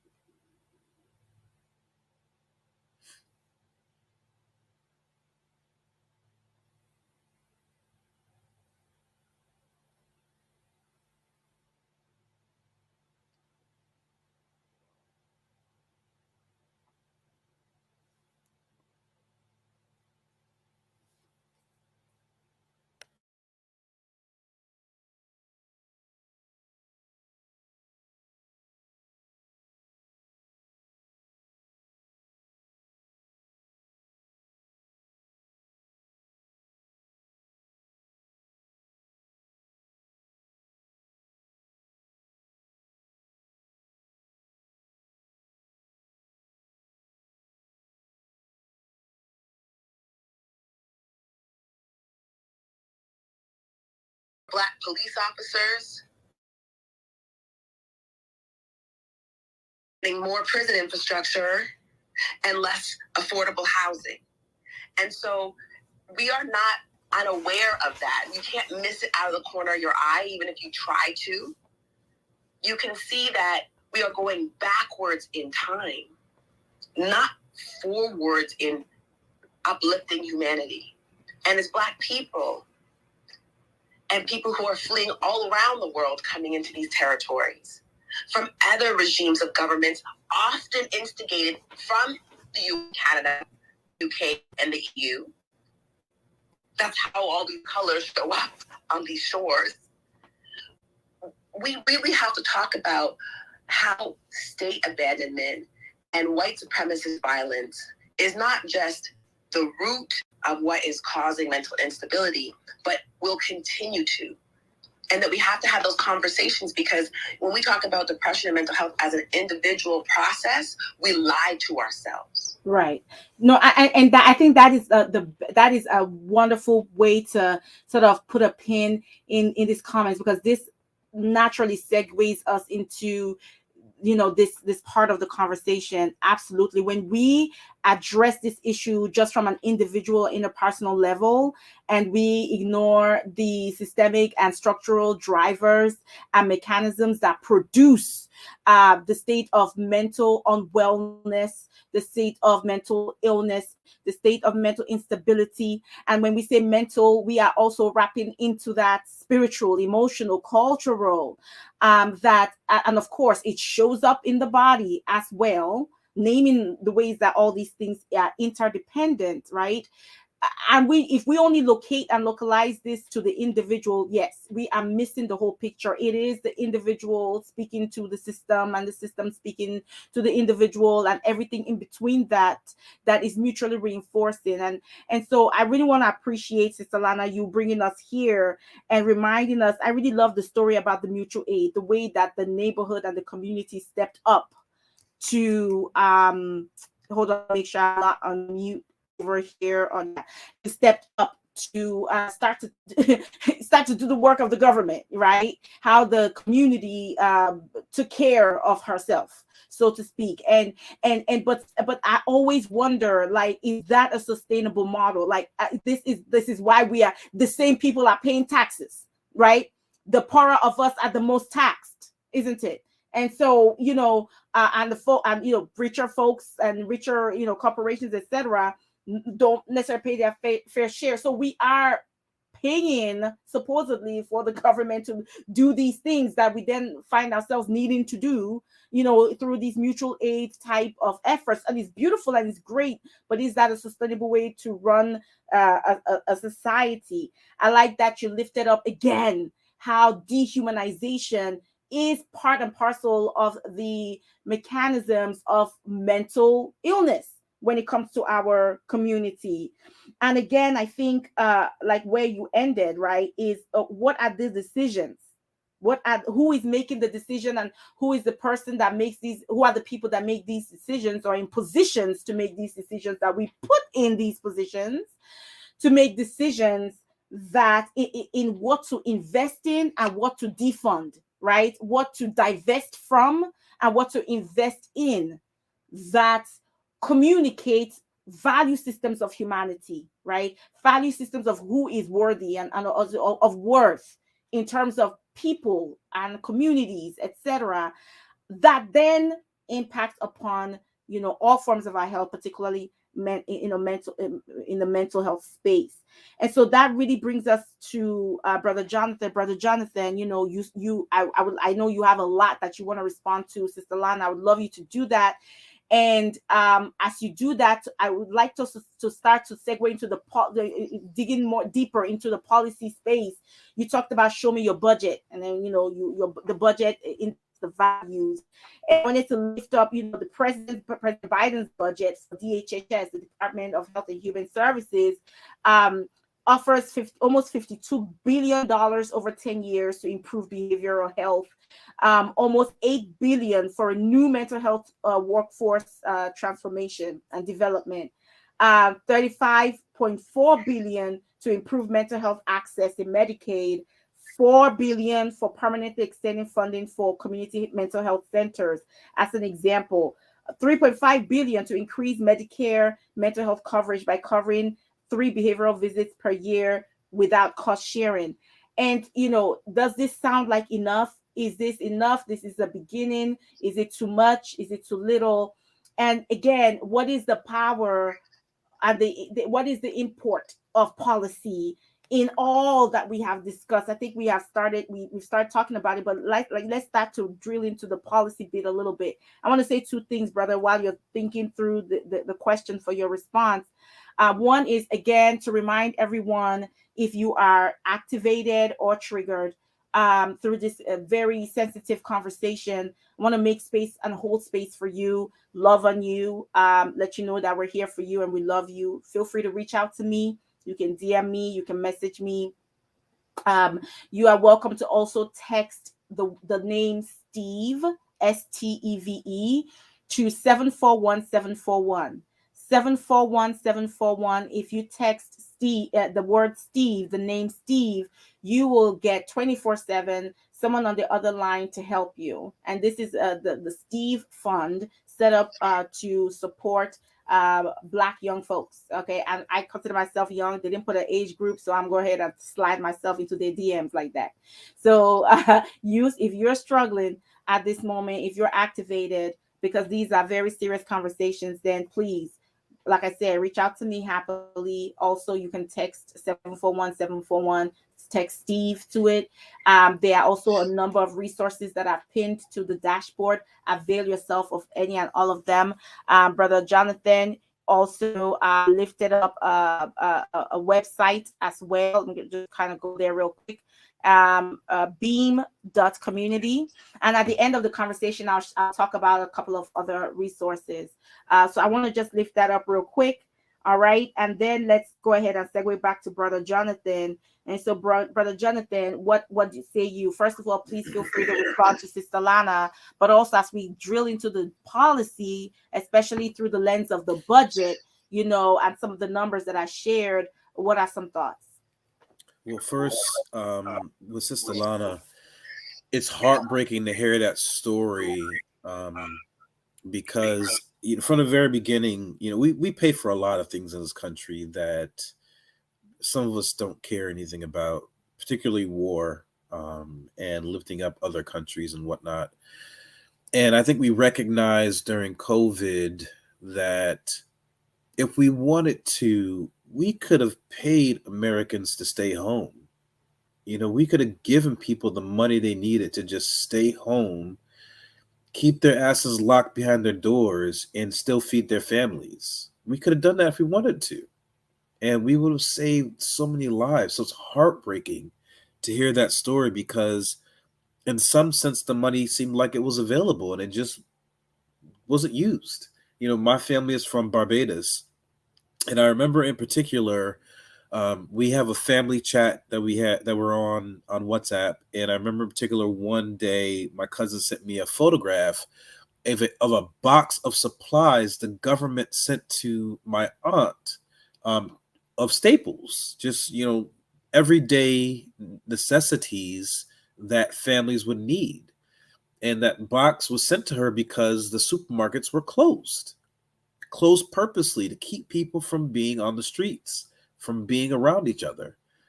And I just, we are the most powerful nation in the entire world, with as much money as we want to print for any priority we think is important. And we couldn't do the necessity, the bare minimum necessities to keep people safe and alive during a historic pandemic, global pandemic. It's heartbreaking. But, getting back on to the topic of budgets and priorities, and expanding this conversation beyond just what goes on in the public health sphere, and medical facilities, there's an aspect of mental health that impacts. And actually, let me back up for one second, because this is public health. there are people who have mental health issues who interface with the legal system every single day. And it's tragic that those individuals don't get the resources that they need. Some of those individuals interact with the legal system by way of law enforcement, and we've seen far too many times that a lot of those individuals, particularly if they're black or brown, lose their lives. There are people who have psychotic episodes, who are bipolar, or are going through some mental health incident. Their families call police officers because they have no other resources besides law enforcement to come and help save their family member, and they end up costing their family member their life. Um, and that's heartbreaking and tragic in and of itself. So when we talk about mental health and we talk about budgets and resources that need to be made available, we need to talk about ways in which the legal system, the court system, can implement ways to divert folks with mental health issues away from jails and the general legal system, to put them into programs and opportunities that can tap into resources that are made available to treat them for their mental health issue instead of treating them like criminals. Because treating them like criminals puts them into systems where they don't get the treatment that they need. They don't get the resources that they need. They come out of that system worse than they were when they went in. And at some point in time, they end up losing their lives. So we have to find ways to not only fund, you know, uh, programs for public health institutions, programs for medical facilities, but we have to find resources for prosecutors' offices and district attorneys, for defenders, and for the court systems to be able to divert people who have legitimate mental health issues so they can get the treatment they need. And I think you mentioned something when you're talking about the White House that I think we really have to focus on. For a very long time, for most of our lives and going back in eternity, we have treated mental health as if it's something different than physical health, right? If you get a cold, or you need a vaccine, you can go to your primary care physician, and for the most part pay a very minimal fee, or for free get taken care of. All of our COVID-19 vaccines were paid for by insurance companies and the federal government. We didn't have to come out of pocket for any of that. But if you're having a mental health crisis, or maybe not even to that extreme, you're just dealing with mental health issues and you need somebody to talk to, it's expensive as hell to get that treatment. I was seeing a therapist and a psychiatrist at one point in time, and it cost me about $200 a month if I had to see them multiple times a month. Right? It was $50 each time I saw any of them, and I would see my therapist twice a month, and my psychiatrist once or twice a month. That's expensive for any person, and I live in a middle class household. Imagine if you're poor, or lower middle class. That's a lot of money coming out of your pocket just to get the services you need for your mental health. We need to treat mental health like we treat physical health. We should have free mental health checkups every single year, at least one, if not two. You get two free dental checkups a year to make sure your teeth are taken care of, that you get your cleanings that you need. Why can't we sit down and speak to somebody who understands how our brain works, understands when our brains aren't functioning the correct way, and can help us put us on a path where we can get that treated the correct way? Why can't we sit down with those people once or twice a year for free so that we can be healthier mentally and physically?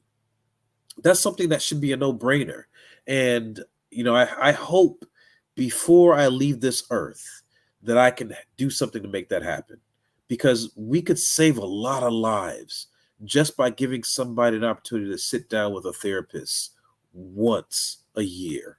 And hopefully that could lead to other treatments and therapies for that individual. But that's something that we have to do as a society.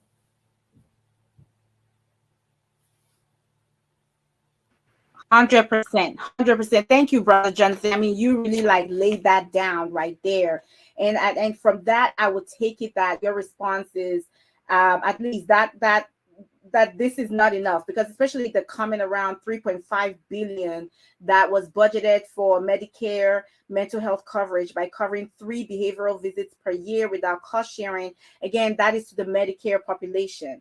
And yes, especially particularly men over 65 at risk, particularly white men over 65 at higher risk of suicidality. But we just saw the numbers when it came to Black people. Black young folks are the fastest growing folks that are expressing increased suicidality, as well as increased mental health challenges. It's younger people that we have to worry about now.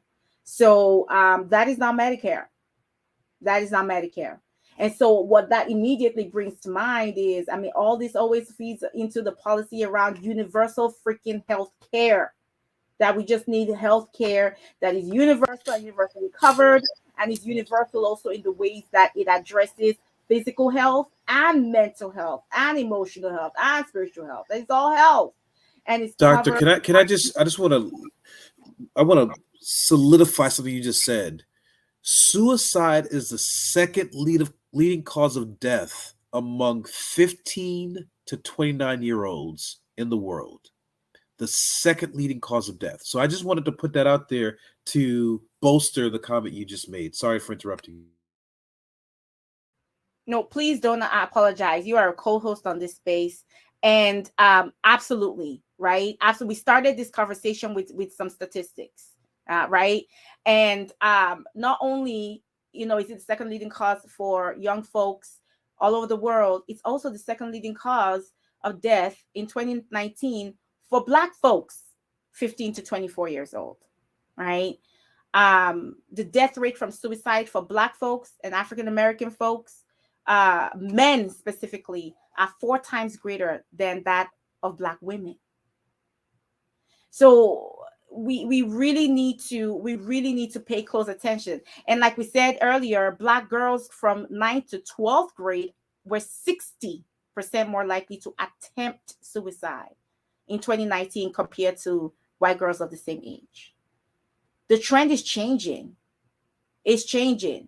I'm sure in our communities, many of us say, oh, well, Black folks, we don't kill ourselves. We don't this, we don't that. Well, it's changing. And many of us don't talk about it. So even if we did, you wouldn't know. But again, like we said, that stigma is produced. It is produced by a conglomeration of many forces, systemic and structural forces, institutional forces over time. And because we are human, that allostatic load gets topped up way more than it needs to. And it starts to show up in our babies as well as our elders.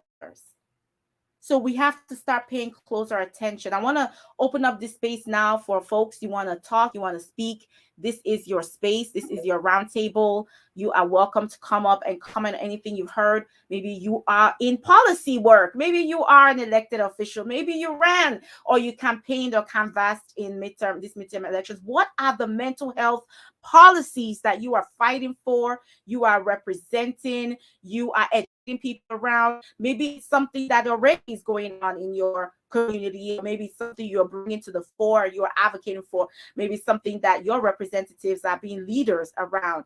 But when it comes to mental health of our communities, what are the important things that matter to you? What is maybe your own lived experiences you might want to share?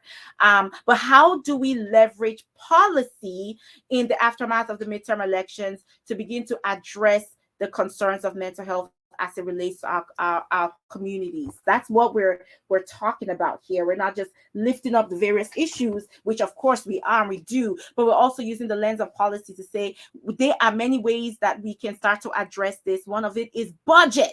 We want to see, we want to be able to start to hold our, local folks and national folks, whomever, our elected officials, responsible and accountable to showcasing the budget, and let us see how much is allocated to mental health and how much is allocated to mental health as it relates to the Black community, because there are specific issues that contribute to the mental health disparities as it relates to our communities that need to be invested in order to correct those disparities. How are you allocating monies and resources? In what ways are you, as Brother Jonathan said, dealing with mental health like it's like physical health, in terms of how things are covered, and what again is what support is injected into the system around this, particularly in our communities?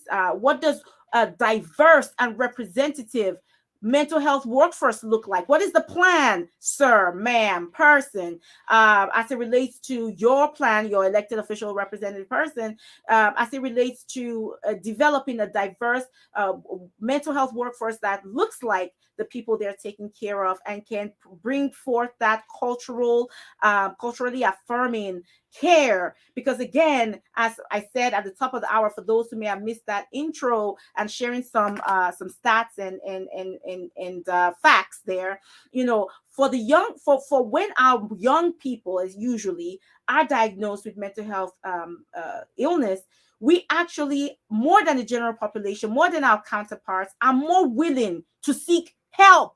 So don't reject the lie that, well, Black folks don't just care or just don't show up. We do. The problem is when we do not get the appropriate care. We're either criminalized or misdiagnosed as, for something else than what we have. Black folks are grossly under diagnosed and therefore undertreated for mood disorders, and overly represented in psychotic disorders like schizophrenia, schizoaffective disorder, etc. The system, and first of all, Sister Lana is better at this than me to really talk about the history of psychiatry. That's a whole conversation, right? And psychology, that is also rooted, like in all other aspects of medicine and science, in racism and white supremacism. So there is a lot that can be said. In what ways are you creating healthcare and public health and mental health care spaces that are anti-racist, that are anti-oppressive, that are anti-colonial, that are rooted in Black liberatory principles, that are asset-based, that don't find deficit in us, but understand the role and of structural oppression and violence that contributes to our experiences of mental health and mental health illness? How are those conversations being incentivized? What are the policies to drive that in the mental health care space? And how are we ensuring that folks are, again, they, for a long time, they will still be majority non-Black folks taking care of predominantly Black people. It's going to take a while to start to correct all these things. So in the meantime, how are we holding those people responsible to ensure that they are educating themselves in the appropriate strategies to take care of Black folks' mental health, that are not shaming and blaming and other kind of magical things that sometimes happen in these spaces? So how are we holding these folks responsible, and what work are we doing? That's what I want to really massage. What are the areas that you see are needed, that has not been discussed? There's a whole list again that I put on the Jumbotron of the White House policies. Maybe in your local places, there's some policies going on as well. What are the gaps? What is not being discussed? What is not being incorporated? Let's massage that. We want to address this from policy issue and how we can hold our elected people responsible to start to make a difference in the mental health care disparities as it relates to Black folks. So with that in mind, I have a wonderful brother Benny, who is an outstanding leader in this space. Want to thank brother Benny for his leadership as founder of Black Mental Health Alliance in Tennessee, and he is responsible for populating the amazing resources in the thread that is also pinned to the dashboard. So we thank you. And then after that, we have Sister Catherine, also up on the space. So again, go ahead and request to speak because we are rounding up, and this is a good time for you to request. So with that, brother Benny, please talk your talk, and welcome. Thank you for being here. Thank you for having me, and it's always a pleasure to be in this space. Thank you to Sister Lana and Dr. White, for also being here and for hosting today's session of AMART. I want to start off making this, personal, because mental health is something that we all struggle with. Have mental health, and I've had my fair share of battles. And really, what I want to get people to understand is mental health is, directly tied to our lived environments. It's tied to the structural, forces that we have to deal with, whether it's racism, racism in the media, racism in politics, racism in medicine. And so we have to know that, abolishing these systems of oppression is the only way that we can improve our mental health, first and foremost. So that, and even my own struggles, and currently, I'll let you know, I'm on medical leave of absence, and so in that, I don't have insurance myself, so I was seeing a therapist, and I'm no longer seeing a therapist at this point. So these kinds of issues of access is not something that only certain populations, certain kinds of Black people. This is something that all of us face because healthcare is tied to our education or it's tied to our employment, right? And so they do that intentionally because that's how they get us to work these jobs that pay us little to nothing and that make us miserable. They need us to buy into a system, and that's why they deny us of affordable healthcare. That's why they deny us Medicare for all, because how can they incentivize people to work for these harmful systems, right? And so that's where I wanted to start out. But throughout this pandemic and even now, our communities are suffering tremendously. The biggest issue that I would say, surprisingly, getting into this work, we're like, all right, we're dealing with mental health, and a ton of the people who reach out to us, they're also dealing with housing, right? Mm-hmm. They are literally being forcefully pushed out of their homes. Nashville is no longer a place where Black people can afford to live there, and this is happening, nationwide. And what people don't realize is the violence of the state begets the violence, the interpersonal violence, right? So when we talk about, these ghettos, they're full of crime, they're full of violence, this, that. What they're really full of is people who have been, traumatized by the state, people who are dealing with poor mental health, and people who are dealing with poverty as a consequence of the violence of the state. And the way that we're dealing with these issues is by criminalizing people and using, different systems, different agents of the state, things like, child and family, court, things like mental health, because oftentimes Black people are looking for help, and what ends up happening is we're being criminalized, we're being over-criminalized, and we're finding out that these systems are not made with us in mind. These systems are not here to actually help us, but they're here to take advantage of us and take advantage of our vulnerabilities and to break our families apart. And that's a lot of the issues that we've been facing. If you guys can look up River Chase Apartments in Nashville, Tennessee, developers are coming left and right from out of town, buying up land and converting everything into tall and skinnies. People who once lived here historically are no longer to live there. And in the communities, you were called several times, people were dealing with domestic violence. They were dealing with interpersonal violence. We had several people reach out to us because they had family members that were killed. We had several people reach out to us because they had children that were attempting suicide. And you go into these environments and it's like, where do I start? Right? Where do I start? Because you try to address the mental health, but how do you address the fact that there's no stable household, the fact that there's domestic violence going on, the fact that X, Y, Z, and it's just like, there's just so much happening, and dealing with each of these things on an individual problem basis, that's not going to work. We need structural, solutions to the structural problem. This is structural violence begetting interpersonal violence, and so that's a lot of what we're seeing. And the way that we're trying to handle it is by just creating spaces like this so that Black people can come together and talk about their pain, talk about their struggles. We have different support groups. We have community mental health discussions that we hold in different spaces to get people to talk about, the things that they've been holding back on. The last one we had was about parental alienation, right? And how the state plays a role in parental alienation in tearing up our families. And, oftentimes we use the state to kind of help us with our interpersonal fights with, our spouses or our, the people that we have children with. But oftentimes these systems are, harming us much more, and they're harming our children, and they're ruining our, family structures. And so just really having these discussions so that we can understand all the different issues that are affecting us. We're doing things like public health listening sessions. We have one scheduled tomorrow, talking about housing and the, things within our environment that promote health and the barriers so that we can actually address them. So, all these issues is really working towards. We're highlighting, therapists and doulas in our community because we know that people want people who look like them, right? And we know that the maternal mortality rate is 3 to 5 times that of white women. And that is not a mistake at all. That is not an accident. That is violence. That is, they are trying to kill Black women. They are trying to kill our women. And that's not okay. And, this is something that we're trying to work with different partners like Just to do, different initiatives around, Black mothers and male allyship for Black mothers. We're doing things around housing and health care first. We think housing first is not enough.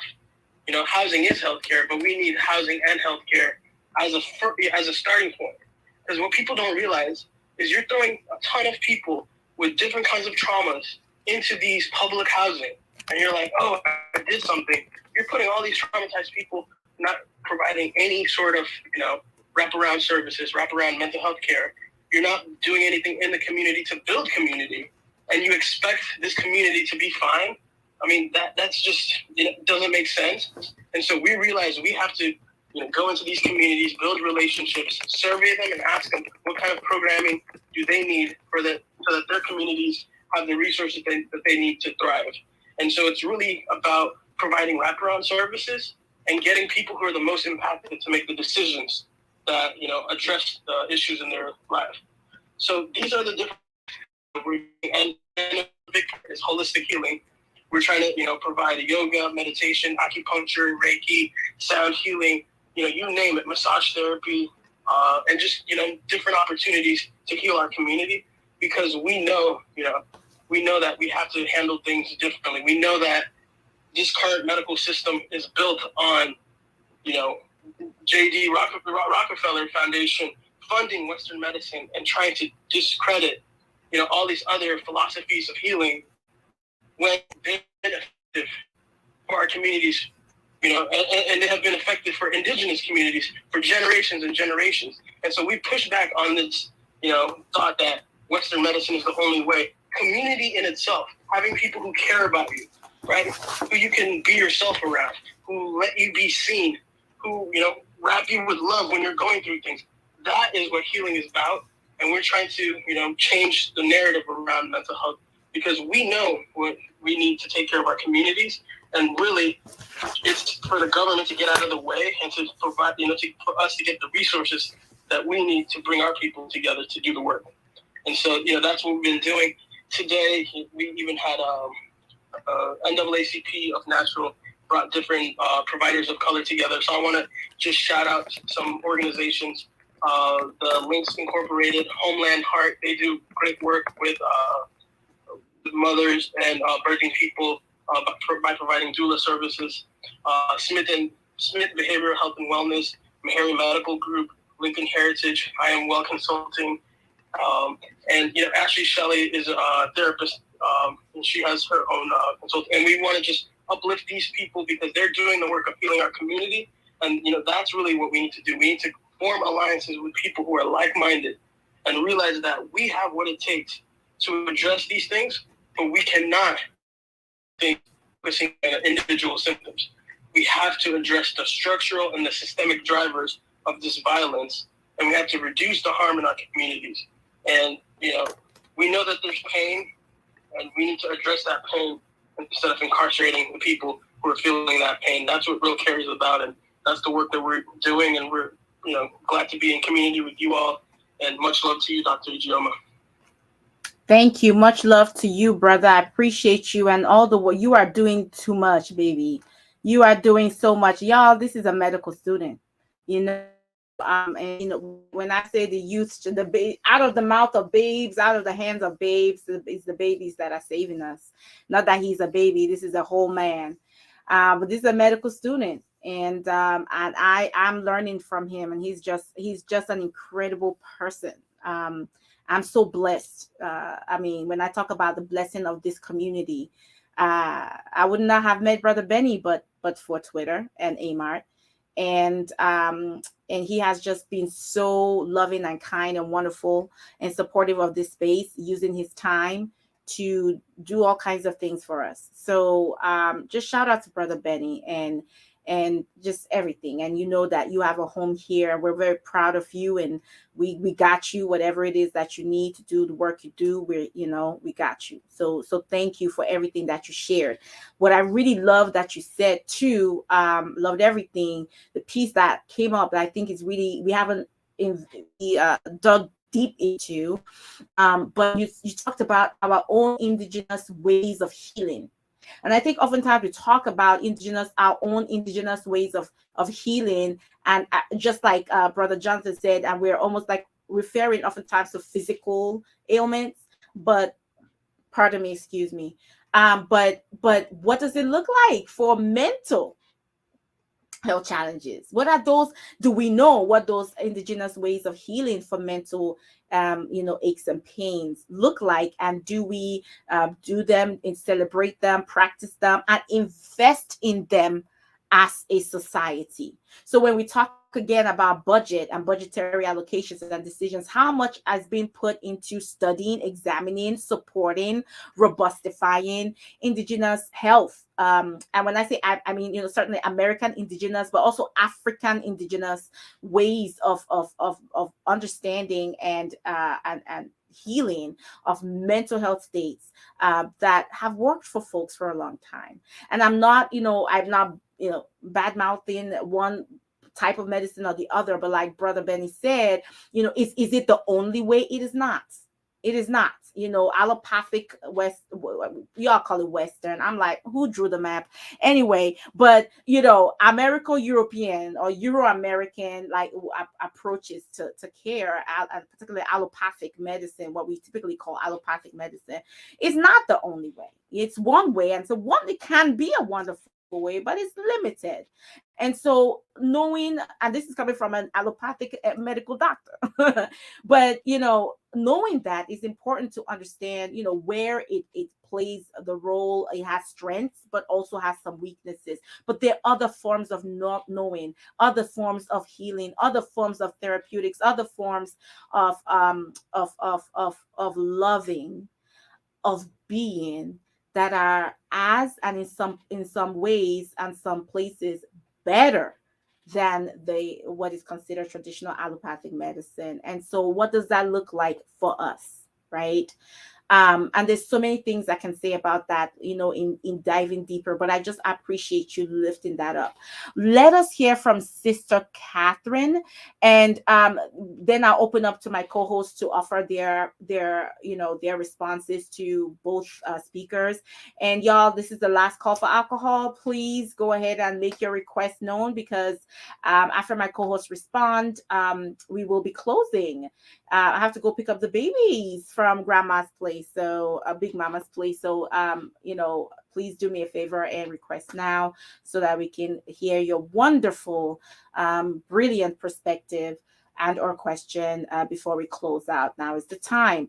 Thank you, Brother Benny. Sister Catherine, please talk your talk, and welcome to this space. Well, thank you very much. I really thank the host, co-host, for providing this forum, and I thank all the speakers and all the listeners. I am a licensed clinical social worker at a VA hospital in Chicago, Illinois, and our population is overwhelmingly Black. And at the VA, suicide prevention is a huge topic. Veterans have a higher risk of suicide than the general population. And we have made some great inroads in that. So, and most of us, in any field you look at, whether it's medicine, mental health, even home maintenance, prevention is always more effective and less expensive than intervention. So we're looking at ways to mediate risk factors and identify some protective factors against suicide. So one of the things that the VA is looking at is something called the social determinants of health.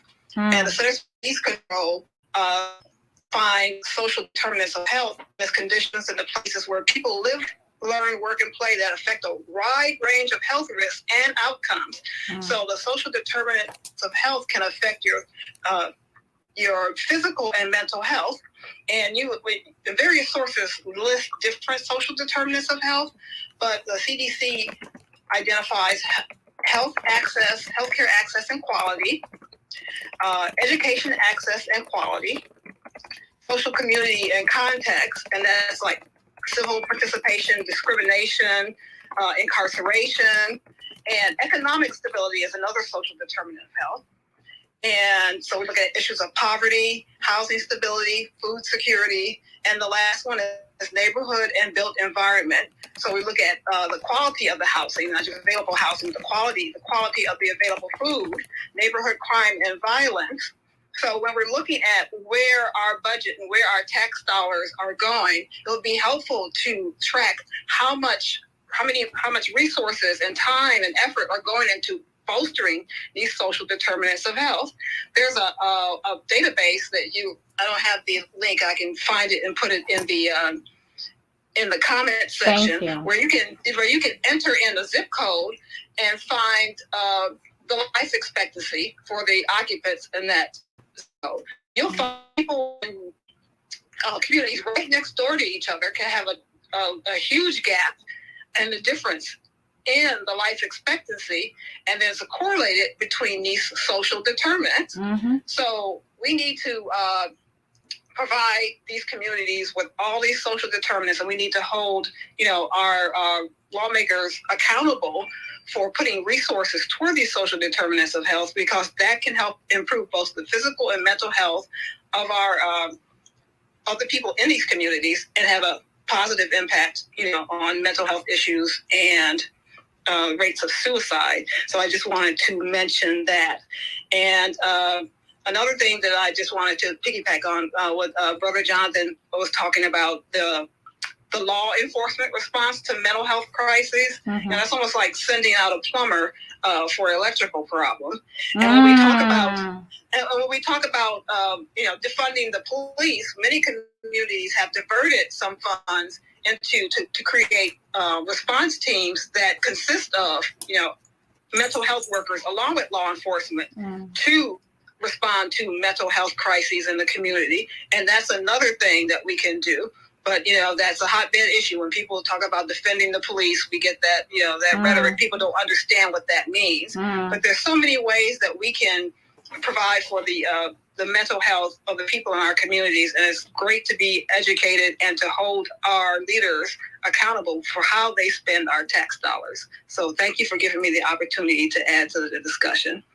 No, that was outstanding. Thank you so much, sis. I mean, you really dropped a ton of knowledge. You gave like my entire year-long course on social determinants of health in 3 minutes. So I just appreciate you breaking it down. But what you did uniquely is again name that to Brother Jonathan's point, which is that we often, when we think health, we think physical, and really beginning to disrupt our conception of health and create it to be more, like Brother Benny was saying, comprehensive. It's a holistic, comprehensive thing. It is physical and mental. Physical health affects our mental health, and mental health affects our physical health, shows up physically. Physical health also shows up mentally, and it's all speaking to each other. The cultural health, spiritual health, financial health, it's all speaking together. So understanding the social determinants of health, sometimes you got to be explicit to say, okay, and those same things are social determinants of mental health. And that's what everyone has been saying, that you're reinforcing, or you're providing a different framework for. Housing is healthcare, and Brother Buddy said, and also healthcare is healthcare. So don't get it twisted. We also need straight up healthcare, even as providing housing does address many of our health concerns, right? Food and safe, affordable, nutritious food. youth, education, employment, re-entry into society from incarceration, etc. All these pieces are not only critical for our health, and but also critical for our mental health, our physical health, for our mental health. So if we are going to address mental health, then baby, you need to be investing in these social determinants, and we need those policies that that showcase that demonstrate that. Okay, we need those policies demonstrate that. And I love what you say, and we need to hold these so-called representatives, I won't say so-called, I ain't right, because many of us voted for them. Okay, our representatives accountable, right? And I like what you said. Show us the money, track the budget, and let's see where our tax dollars are going and how they are being allocated to, like, again, brother Jonathan said, what that budget is going to tell us what you care about, what you value up in here. And so I'm going to share a New York Times article that asks the question, where did that $5 trillion for COVID, where did it go? That asks that question. So I'm gonna mute you, Miss Michelle. And it broke it down. So I'm gonna post that in a second while other folks are speaking. But I love that. The last thing I want to lift up is, the abolition piece, the defunding the police movement, which ultimately is saying, listen, take all the money, and Sister Lana referenced this in the Canadian context. Take all the money. Stop over investing in criminal justice, and let's address the things that actually drive people to then break the law and become, quote unquote, criminals in the criminal justice system. Okay. And there's a whole conversation to be had about all the many ways that capitalism, from the prison, school, and healthcare industrial a complex that drives that market, to other many pieces that ultimately impact on why we are the world's leader when it comes to the percentage of our population that we jail in the so-called freest country in the world, also being the most incarcerated country in the world. And so it is something that we definitely need to unpack. So you really lifted up in a very short time so many rich pieces, and how do those things impact upon our mental health, knowing that a large proportion of the people that we do incarcerate have concomitant, or what we say, associated or pre-existing mental health conditions that are undertreated, right? So I mean, it has so many levels and layers and textures, and I just appreciate you lifting that up. Let us hear from Sister Lana. Sister Lana, why don't you give your response to both Sister Catherine and Brother Benny? Then we'll hear from Michelle, and then Brother Jonathan, you respond to Michelle, and then we'll close up, if that's okay with you. But Sister Lana, go ahead. I'm gonna do one turn better. So there's two things I put in the jumbotron, or sorry, in the DM for you to post up. Ignore the blue ones. Like, I can't figure out why they did that. But one is around the earlier thread of the conversation around what happened in the long-term care facilities, and the one that's most relevant to what I'm about to say is the one called "Freedom is a Place." Freedom is a Place is, when you upload it, folks, feel free to tap on it. It is a YouTube talk that happened just a couple days ago, actually, and it was in honor of Ruth Gilmore, who is a ardent, well thought out abolitionist. She'll just point and say abolition. She's an experienced African American professor and grassroots support organizer, and so she's written the book Golden Gulag, among other important works that work right through this, from the historical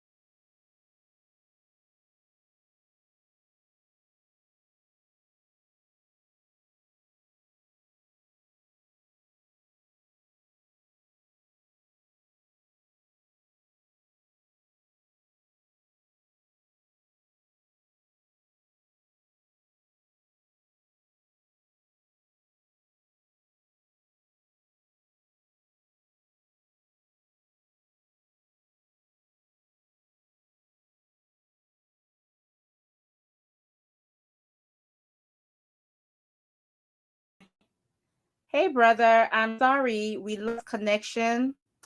This is and I lost folks on Twitter. So can you hear me? Okay, Jonathan, can you hear me? Hello.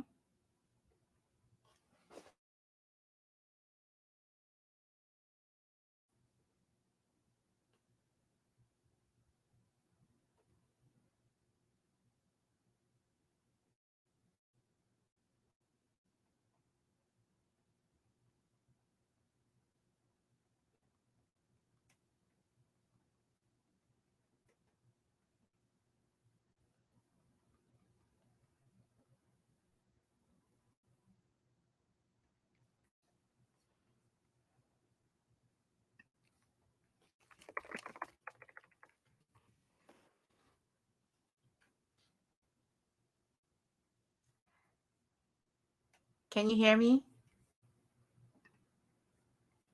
Hello, Jonathan. Jonathan. Hello. We're just waiting for Twitter. Thank you for joining, Devon. We are just waiting for folks to come back in. The space, broke apart unexpectedly. So just waiting on. Brother Jonathan, can you hear me? Welcome, Benny. Thank you. The I can space, hear you. Yeah. now you can hear me. Yeah. Okay. Yeah. So yeah, thank you, brother. Thank you, everyone, for coming back. Apologies. I don't know what happened. We can blame Elon Musk or but it probably has to do with the hospital's Wi-Fi, to be honest, to be fair, if I was to be fair. So really, really sorry that that it just cut off when Sister Lana was really getting it in real good. I think he's listening and he was like, So so listen, I think Sister Lana usually takes a minute to be able to call back in, but I do have to go pick up the babies. So I hope that is okay. And thank you, YouTube, for your patience as well, dealing with this. I rarely do this from the hospital, usually at home, but I do work some weekends. That's why we're broadcasting from here. So I appreciate all y'all for coming back. I'm pinging people in. Brother Jonathan and I are going to actually wrap up. Brother Benny, I don't know, I added you, but losing you. So we're gonna wrap up. If you have any final thoughts, feel free to jump in. But we're going to go ahead and wrap up and we will continue this next week. I think there is so much to unpack. And I know there was Miss Michelle who wanted to speak. I apologize. I hope she comes back before we finish talking. But hopefully she'll come back next week and wanted to hear what she had to offer. And many of you, I see that Dr. Ashley's here. She does, mental health work. Dr. P, welcome. Always here every Saturday school, supporting the space. Brother Bryant, I've missed you. I hope you're well. And of course, our wonderful friend Vaughn that's in the space. So with that being said, uh, Brother Jonathan, you are not on Twitter Space though. So, but I think my understanding is that they can hear you okay. If you can hear Jonathan, he's going to start speaking in a second. Go ahead and put on your emojis, and that way he doesn't have to start going on Twitter Space as well, especially since we're closing up the space. So, Brother Jonathan, do you want to go ahead and just share your last remarks before we close? But we'll take a second when you start speaking to just check in that they can hear you. Go ahead. I just want to say thank you for the opportunity to come on and speak with Amart Space. It's been a great conversation. Just want to remind people that you are loved, and that's first and foremost. You are loved by us here on this earth and by other spiritual powers. You are loved. If you are struggling at all, find someone, anyone, to talk to and let them know you're struggling and seek the help that you need. We need you here. You contribute to the energy that we will need to overcome all the struggles that our folks have been through.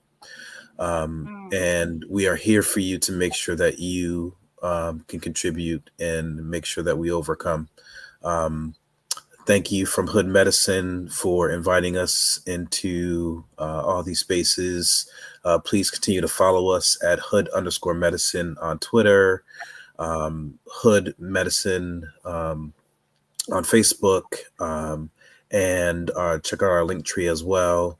I appreciated this opportunity so very much, and I hope that this conversation has helped just one person realize that they can have an impact in what happens with the way that we treat mental health in this country. Thank you very much, Doctor, and I look forward to talking to you again. I appreciate you. And everyone on Twitter did say that they could hear you loud and clear. So that's awesome. Miss Michelle, thanks for coming back. I was kind of like, apologies again. Elon Musk don't like these kind of conversations. No. So I think the hospital Wi-Fi was doing what it do. And I commented earlier that I hope you come back so that you can offer briefly your thoughts and before we close out. But go ahead, just a minute or so, please. Thank you. Go ahead. Sure. I'm just going to highlight. Can you hear me? Yeah, we can hear you loud and clear. Okay. It took me a while to get flipped back into the program. I just wanted to bring up on top of social determinants that one of the more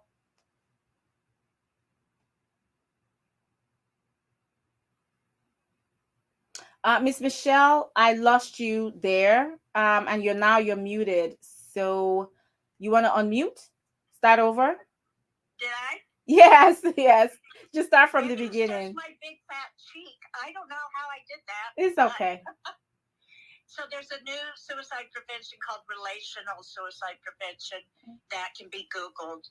There is a momentum in Colorado, and when I have retired a couple months ago, but everyone that came to the hospital or was brought into crisis centers, emergency rooms, and needed help, they not only got a medical assessment appointment set up immediately to see a psychiatrist, but they also got their first housing voucher, and the housing team jumped on the case. There were some, we had employment teams, we had animal therapy teams, we had meditation, yoga, we had both regular medicine and Eastern techniques, but we're talking about genetics, what we're born with, what runs in our families, and we're talking about epigenetics, how the environment impacts our brain, causing inflammation and illness. And we have been through a lot in certain cultures and not. In this area, we have a lot of Native Americans and Asian, and some that came, if there's a warring faction, even in Africa, they come all the way over here and we take care of them. So we're combining ways that they can make money, live in a nice house, and if needed, meds. Meds aren't always needed. Right. And I was, before I retired, I also was the coordinator for... We lost you again, Michelle, and you're muted. You want to unmute? I'm back. All right. I think I'm going to face it instead of turning it. Mm-hmm. We have two strongly suicide prevention programs that I taught our whole agency about its processes and protocols. And one of the things I suggested was that the inside of the building and the staff, including corporate and front desk, needs to be a model of the community. And ours was way too white. The other was that we needed specialists who could truly come in and be immediately available. And they've done that too. I will say that I had to do trainings in the community, and some communities of employment, and I'll just say it, when I trained policemen for like 5 years, and they definitely have a negative culture about mental health, psychiatry. When I asked finally after the third negative remark, how many people in the room feel that a psychiatric med should never be given to any patient with psychiatric symptoms. The whole room, which was packed, raised their hand. And meds do have their place, especially for psychosis. And there's more I could say, but I won't. You just wanted a short one, so that was it. And if anyone wants to contact me for more information, I've just written a book. That part of the secondary title is The Scandalous Sins of Seven Systems, and it talks about the seven systems most directly linked to our adolescence. And as you know, the suicide rate's atrocious. So that includes DHS, social media, faith-based, judicial, I can go on and on, medical, families. I'm forgetting one. But anyway, and everyone's doing allegedly the best they can, but if they have biases and negative attitudes, we need to work on that or we won't get anywhere. I find the best funding are the grant dollars that are available through NIH, but also payer sources like Medicaid, Medicare, TRICARE, and pleading your case to them. We even went to pizza places and Italian restaurants so that we could ask for donations for food for one of our groups that met so close to dinner. And they gave us free tickets for everyone in group for a whole year, which was great. They didn't miss dinner by coming. So that's it. Thank you. No, I appreciate that, and certainly come back next time. We will be unpacking this. I mean, this is an you can't even get to the bottom of this conversation, especially as it relates to our communities and you've heard it's so layered and complex and interwoven. But I do appreciate you and talking about relational suicide prevention. And also, that's an example in Colorado. So from a Colorado standpoint, that is something, a program there that maybe the rest of the country can learn from. And so I appreciate that folks can always Google that. And your advocacy in ensuring that the front desk, at least, but we want every level to be representative of the community. That is absolutely, critical and key, especially since it sounds like you are serving an incredibly diverse group of folks. And so that is an important way that each and every single one of us, we can just look around and say, wait a minute, how are we reflecting the people we serve? And not just, visually, but even in our approaches. And so there's so much that can be said about that, but I appreciate your contribution. And what I was going to say for what Sister Lana, when she was in the space, was saying, because I relate to that very intimately. One of my forms of mental health care is resistance, right? I spoke about earlier the anxiety and panic attacks I started to suffer in the beginning of the pandemic, and then that was compounded. George Floyd was murdered, and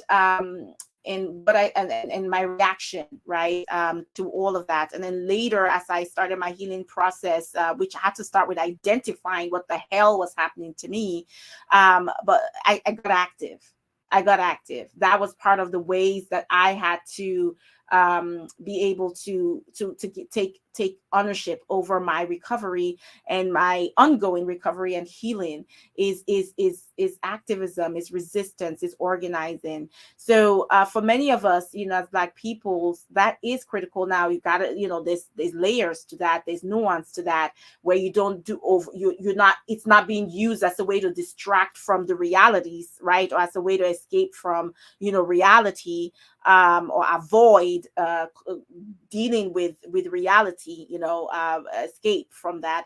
So no, however, it can be a tool when used in combination with other approaches for healing. I absolutely believe it. So I appreciated Sister Lana, who's back, to mention that. And so for many of us, our work is part of the healing that we do. It's also, a lot of work has been talked about service. It's the form of service. When you take care of other people and you invest and pour into people outside of yourself, it's also part of, it comes back, it feeds back. It's part of that healing, spiritual work. right? That again, we talk about mental health, but physical, spiritual, all of that is all health holistically. So resistance work, organizing work, to me is service. And it's, as I take care of others and step outside of myself, it's part of my own healing work. So that's just one thought as to how maybe it does work, but who the hell knows? So with that, I would like to round up, because I am already late, and that's okay. I will, deal with the consequences, because this conversation was so powerful and great. And I'm so appreciative of everyone that came back into the space. I can't believe all y'all that came back into this space. Thank you so much. But I really want to thank Brother Jonathan. He's doing amazing work, and just being a powerful voice in this space, and really the intersection of public health and the law and policy. I mean, this is what we need. We need more and more folks that can speak, that are multilingual. I talk about multilingual, right? You could speak the language of health and science and public health and the law and policy and culture. And you can also, get down with the get down as well, right? It's so important that we are multilingual in this work. And so I want to thank Brother Jonathan and Hood Medicine Initiative as a powerful partner for the round table, for being here and taking the time. Brother Jonathan is fighting and overcoming COVID, and still made the choice to be here. And I want to appreciate him so much for this. Thank you, brother. And as always, Brother Benny, outstanding. Thank you so much, Sister Lana. You are amazing. Everybody in this space, you're so great. I love you incredibly. And I did want to just, quickly summarize. We really, in the aftermath of the elections, like the other sister said earlier, we have to hold our representatives responsible. We just don't have a choice but to do that. Accountable actually was the word used, and I think the appropriate word, responsible and accountable. We need to understand, where are these tax dollars going? How are you budgeting to reflect values around mental health and your understanding of the drivers of mental health? These are key things. Brother Benny reminded us that structural violence is a driver, key driver, especially when it comes to Black people's mental health. For interpersonal violence, which then shows up as violence in the body and the mind. Okay, and I want to lift up. There are a number of policies that need support. They've been stuck in the House, or they've been stuck in some ridiculous level. The Anti-Racism in Public Health Act of 2021 established within that was established within the CDC, a National Center on Anti-Racism and Health, and a law enforcement violence prevention program, right? Bills like George Floyd Justice in Policing Act of 2020 that addresses a wide range of policies and issues regarding policing practices and law enforcement accountability. Bills like the Commission to Study and Develop Reparation Proposals for African Americans Act that establishes the commission to study and develop reparation proposals for African Americans and to examine slavery and discrimination in the colonies and the United States from 1619 to the present, as well as recommend appropriate remedies. Bills like the Black Maternal Health Omnibus Act of 2021 that directs multi-agency efforts to improve maternal health, particularly among Black folks, veterans, and other vulnerable populations, because Black women will always be thinking about everybody. You know how it be. It also addresses maternal mental health and maternal health issues related to COVID, and social determinants of maternal health, including child care, housing, food security, transportation, environmental conditions, etc. So we have to also take a structural view by looking at the policies and laws that drive the realities that we observe as it relates to our health, mental, physical, and otherwise, right? And these are just a few, but you can literally go to congress.gov, I think, and look and pull up anything, and you can go to your local, like your city government website, or your county website, and see what the hell policies are up here. You can go to vote411.org to know who is running for office and what they represent, how to reach out and contact them. There are all kinds of ways to understand what policies are going on locally and federally, nationally, that inform mental health. And what you want are policies that are lifting up the social determinants of health, the safe neighborhoods, housing, reentry, youth support, policing, childcare, etc.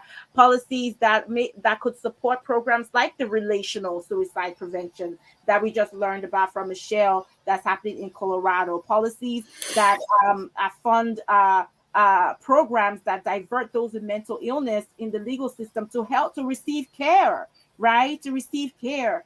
Policies that ensure there is equity in and justice in the funding process of healthcare. Policies that promote universal healthcare. All right, that fund American, African, and Asian, indigenous, and abolitionist programs that target the root drivers of ill health, whether physical, mental, and otherwise. We can do this. What Sister Lana said, we are the ones we have been waiting for. We've always governed ourselves. And so we just need to have what is the language? What is it that is needed?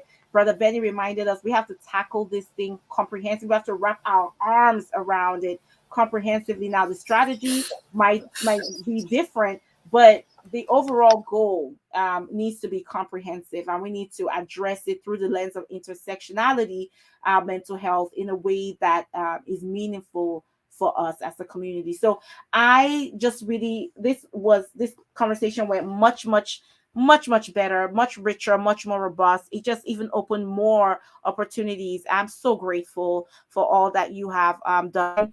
Again, if you go to my timeline, there is a whole host of resources I put together, and then Brother Benny just broke it out of the water with numerous resources, particularly for Black folks, when it comes to mental health. And I really want to encourage you to take advantage of them, share them with other people. Those statistics are truly, I'm telling you, I didn't know. And I mean, I knew something, but I didn't know what I now know from even just prepping for today. And the stats that came up, Brother Johnson said it's second leading cause suicide is in young Black folks 15 to 24 in 2019. We cannot let this abide. We must and we can turn the tide on these numbers when it comes to our mental health, our folks. We can do this, and we will do this together.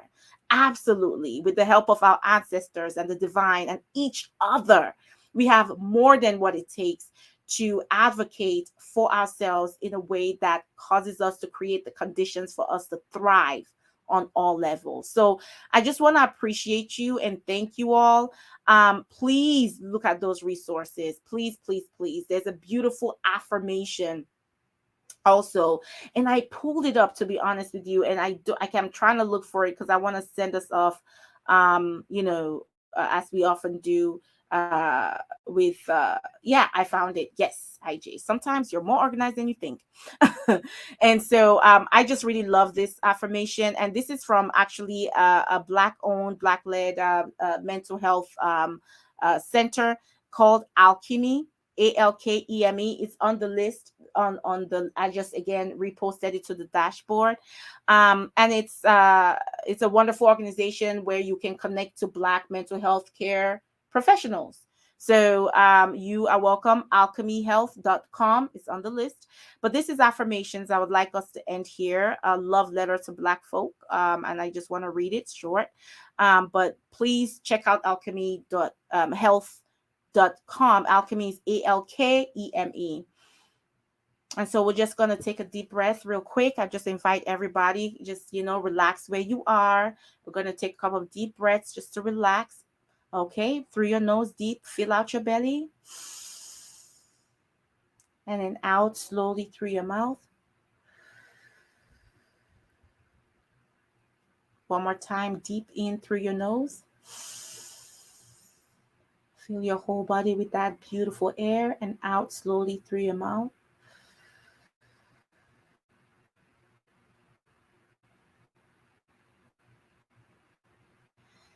I am grateful for my ancestors and the seeds they planted for me to be here.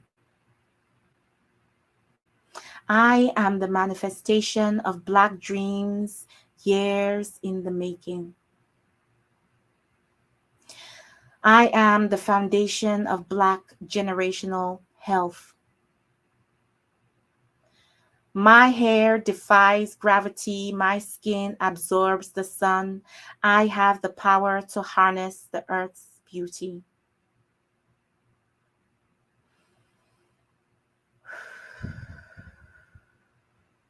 My silence will not save me. I will always speak my truth. It is my birthright to live my life with unapologetic joy.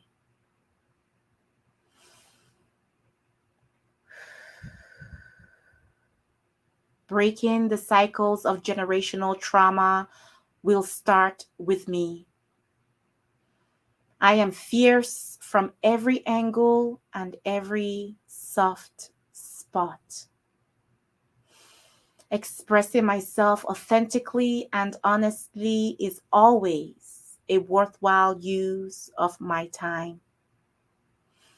I am not disposable. I cherish my wildness. I am a creative spirit. I will be gentle with myself through free expression and growth. Vocalizing my limits and vulnerabilities does not make me weak.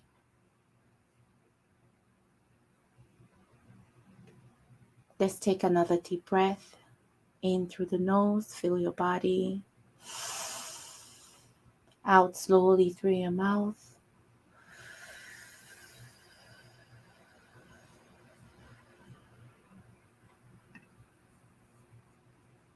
Thank you so much for being here. I appreciate you, love you. Again, go forth to love yourself, love each other, build community, build power. I love you.